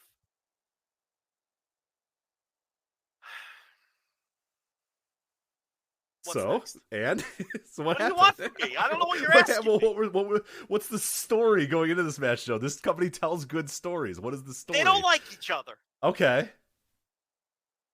You want more than that? I don't know. Becky Lynch went to have a baby, and she gave her title to Asuka, remember? Yeah, of course. Yeah. So they actually used something from the past. Wow, and they actually thought that their audience would be smart enough to not turn into corn cob. I mean, she probably had to explain it in excruciating detail, though, yeah. That's where you're wrong. They don't expect you to remember because they had to play it on the screen. Oh, perfect. Have Becky recount the tale and explain to you that all of this happens. Well, what's next is what's also last. I hate it so much. In the Hell in a Cell, Cody the American Nightmare Rhodes versus Seth freaking Rollins. So Cody's in there with his suit. And of course he shoehorns a Dusty reference into his promo because he does that every... Is it in his contract like that he has to... It might actually be. It might be. He goes, I've always been a big fan of Seth Rollins. And he was trained by someone who I don't even have to mention because he raised me. And then everybody chants, Dusty, Dusty. He mentions Dusty in every promo. So then Seth freaking Rollins, he's coming in through the crowd. What was he wearing? Because I also saw a bunch of people with laugh cry emojis on Monday. So it must have been quite the garish outfit that one freaking was wearing on Monday. So. Craziness. Insanity. It's wild. He's wearing sequins. I can't even handle it. Yeah. So when he comes out now, when his music hits, he does a new thing, Rich, where he just laughs maniacally for like 90 seconds with his Muppet voice. He just does that for like 90 seconds. And these mutants in the crowd pop for it. Somehow they enjoy this. This is what we talked about last week. The people that do go to these shows, they're like the last ones shit. left. Yeah, this is the last ones left, and they love this. They love this shit. Now, don't get me wrong. They're still piping in cheers every 30 seconds because they don't, they're so insecure about it. But these people are into this crap. And then, he's up there doing his Muppet routine, and Cody takes off the jacket and says, "We can do this right now. I'll hop that rail." And then they, they brawled around the building to set up Hell in a Cell. Or is it Hell in the Cell? Hell in a Cell. Hell in a Cell. I want to know, did they address why... So Cody Rhodes returned at WrestleMania Saturday, against Seth freaking Rollins, and defeated him in a professional wrestling match. Okay. Yeah. Then at the very famous WrestleMania Backlash 2022 Premium Live event, Cody the American Nightmare Rhodes defeated Seth freaking Rollins again... Yes, in a singles wrestling match, right? Correct. Yeah. Why is this match happening again? And why does Seth feel that he has any opportunity to win this match if he hasn't been? Cody has had 24 matches in World Wrestling Entertainment. 19 have been against Seth Rollins. Yes, he seems to be successful in most of those matches. He's never lost to him yet. Okay. Yeah. So why is Seth confident about Hell in a Cell this Sunday? Cody Rhodes is 19-0 against Seth Rollins. Mm-hmm. But, his father trained him, and he's a big fan of him, and he has to... Why do we want to see these men fighting in Hell in a Cell? Rich, I don't know what you want from me. Okay, they're having another match. They're having a match. It's at a garish red cell. It's freaking versus Cody, the match we've all been waiting for. And Cody has to win again. Yeah, of course he is. Yeah, he's going to win again. I mean, it would be unless he does it, and then that's the dumbest. And then this company is just, this company. So they might add something on SmackDown, right? Because these are all Raw matches. These are all Raw matches at this time. Yeah, SmackDown completely unrepresented. SmackDown's having a rough go of it, Joe. These last few days, they had the second worst rating in their history. Yep. On the heels of Raw doing a .42 this week. Yeah. There's sports on television, so 1.4 million viewers and a .42 or something like that. Yeah. We got Raw out here doing like Rampage debut numbers. Not great. Yes. Not great. What is great, though, is this Saturday, Joe, a special NXT 2.0 show, June 4th at the WWE Performance Center in Orlando, Florida. You ready for this? The losing team joins the winning team's stable. Tony D'Angelo, Channing Stax Lorenzo, and Troy Two Dimes Donovan versus Legado del Fantasma. Did you see the promo with these guys on the yacht? Yeah. Oh, the segment? Yeah, the segment. Oh my god. Sub-porn level acting. So bad, yeah. Legato's like, so why do you want to talk? And Tony's like, I want to talk with you. It's the worst. I'm trying to do the worst Italian. I don't even know if I'm capable of doing the worst possible Italian accent you could ever think. It's like, think of a guy trying to do a bad Italian accent, but then do it worse than that. Yeah. Like, think of a guy trying to sound like Robert De Niro, but sounding horrible at doing it. You know, like it's a comedian doing a bad Italian accent on purpose. Is what it sounds like. Yeah, he's like, I think you and my guys, and you would. It's so bad. They're fighting over territory. Like, I don't understand what territory we're fighting over. Like what? Like, are they implying that they're like both trying to sling H in the NXT 2.0 locker room, and there's only room for one cartel to sell drugs? Like, I mean, that's not impossible. I don't understand. It's not impossible that would be the case. So, I don't understand the territory that they're fighting over. It's all goofy bullshit. Whose Twitter account a couple weeks ago was like, "This is shades of The Godfather and The Sopranos." Was that Fightful that tweeted that out? Oh my god, really? Holy shit. It was either Fightful or Cage Side, or one of them was like, these segments are so good. It's like watching The Sopranos and Goodfellas. It's like, what the fuck? Is that why Pesci died? Because that tweet? Pesci didn't die. Oh, not Pesci didn't die. Who died? Ray Liotta. Why did I kill Joe Pesci? I'm sorry for killing Joe Pesci. Yeah. Yeah, no, you killed the wrong guy. I'm sorry for killing Joe Pesci. I love Joe Pesci, yeah. Yeah, it's so bad. It's so awful. Well, don't worry, it gets better. We have, for the NXT Women's Championship, Mandy Rose of Toxic Attraction versus Wendy Chu, the woman who sleeps and wears cow pajamas. I have a question for you.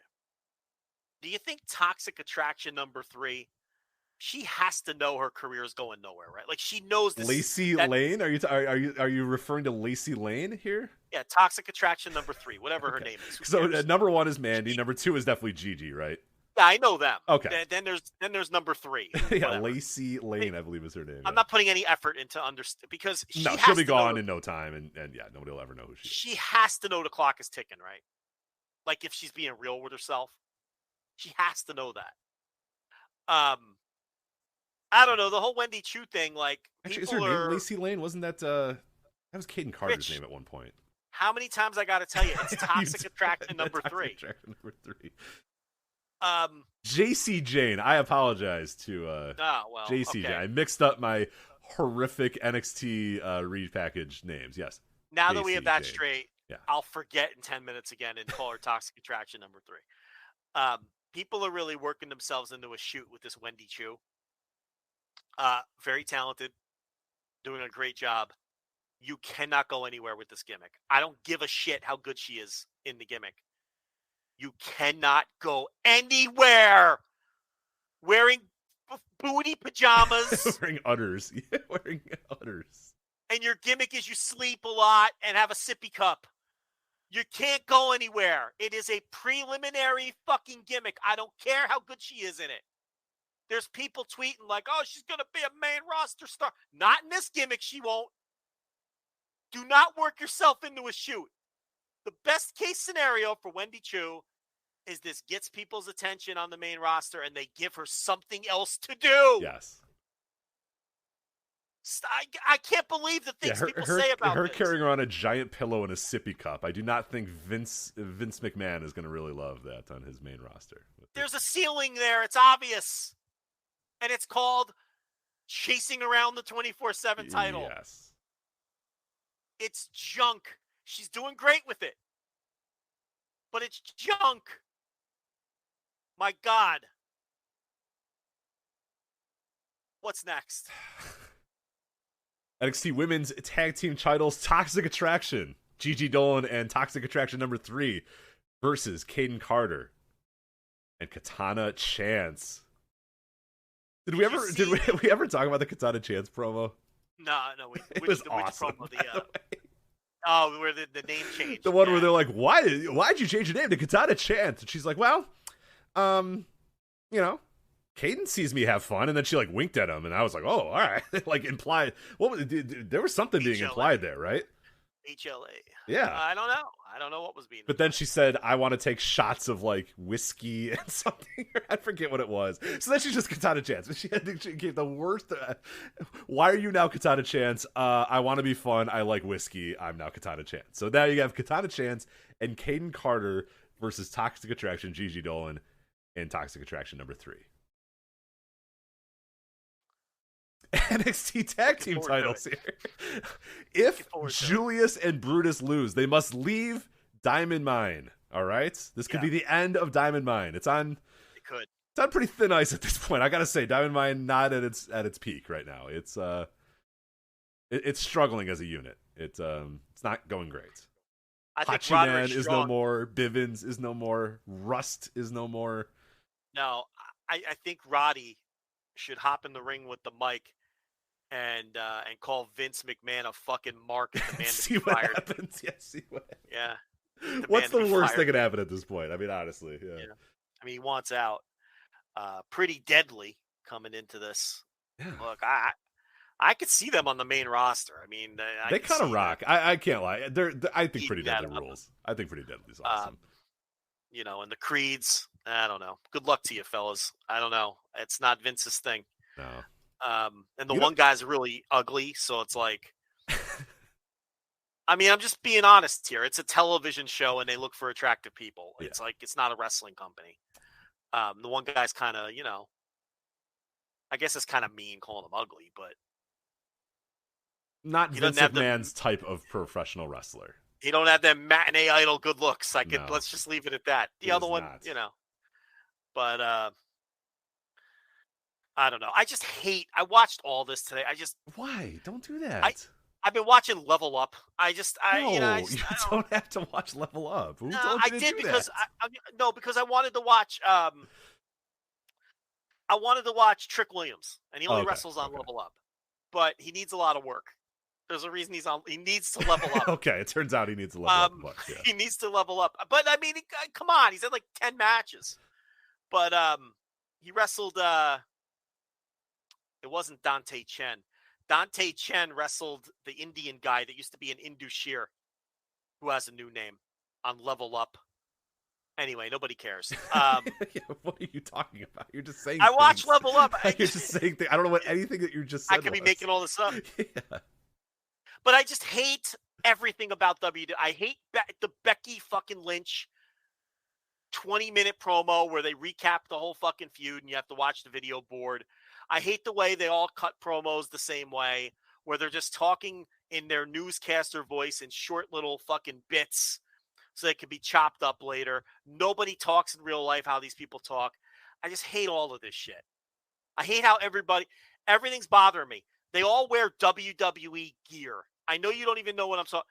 Pay attention to the gear in this company. You can tell it's all made by you'll never unsee this now. Watch NXT Level Up. You're not going to do that. But watch the gear that these people wear. You can tell it's all made by the same person using the same material. Like, I know I sound like a mental crazy person right now, but even right down to the gear these people wear, it's all just it's all off they're all off assembly lines. Right, it all kind of looks the same. It all has the same. There's a few minor differences here and there, but for the most part, it all kind of looks exactly. The makeup, the women's makeup, all looks the same. You know what I mean? Yes. It's all very similar. Here's your company issued uniform. Here's your company directed entrance, performed entrance. Here's how you cut promos, little short bits. You don't talk in real sentences, 3 words at a time with the same cadence all the way through. the fucking girl that just graduated high school. What's her name? The one that they've been shoving down everybody's throat. Fuck out of here. If you think I know her name, I have no clue. Fuck is this girl's name? No Hold on idea. a second. I gotta find this. We heard you. She graduated high school. They told us that this girl has graduated high school 175 times over the last 2 weeks. Let me find this girl's name. Someone in the chat room has to. No one's even in the chat anymore. We're talking NXT. Everybody has left. They're going on with their nights as they should. Where is this? Where's the girl who graduated high school? Eden. I can make up any name right now. Eden. Eden. Eden Faith. Eden Faith. Sure. Is that really her name? Or I don't know. Make that up? Yeah, sure. Do you think that's her? Eden Faith. Do you think that's not her? Eden Faith. Yeah, it sounds like it could be right. Is that right? That's not right. Where the fuck is the girl that graduated high school? This is awful already. Anyway, she's cutting this promo on Level Up. Hale, I call right? it a promo. Thea Hale. Thea Hale. Thea Hale, who, by the way, Rich, just graduated high school. Did she? Wow. Didn't know that. Yeah. We fucking heard you, okay? Thea Hale, all I ever wanted to be was a WWE superstar. Even when friends were having parties and going out, I just wanted to be a WWE superstar. Cora Jade is the only WWE superstar that I can relate to because all she ever wanted to be was a WWE superstar. Same cadence, same rhythm. Yeah. These choppy little sentences. I fucking hate it all. And I watched Raw today. I watched a month's worth of Level Up. I watched NXT 2.0. And I hate it all. It's so bad. Their gear, the way they talk, the way it's presented, the commentary, all of it. It fucking stinks. And that's why year over year, NXT 2.0, the show meant for the youths, is down 60% with teens. Nobody likes this. Except for horny 63-year-old men who like the tits. That's the only people still watching this. It's irredeemably awful. The girl in the pajamas it's a butt show. Nowhere. It's a butt show, so hopefully I like the butts. I will say that. It is a butt show. She wears pajamas, Rich. She's not going anywhere in that gimmick.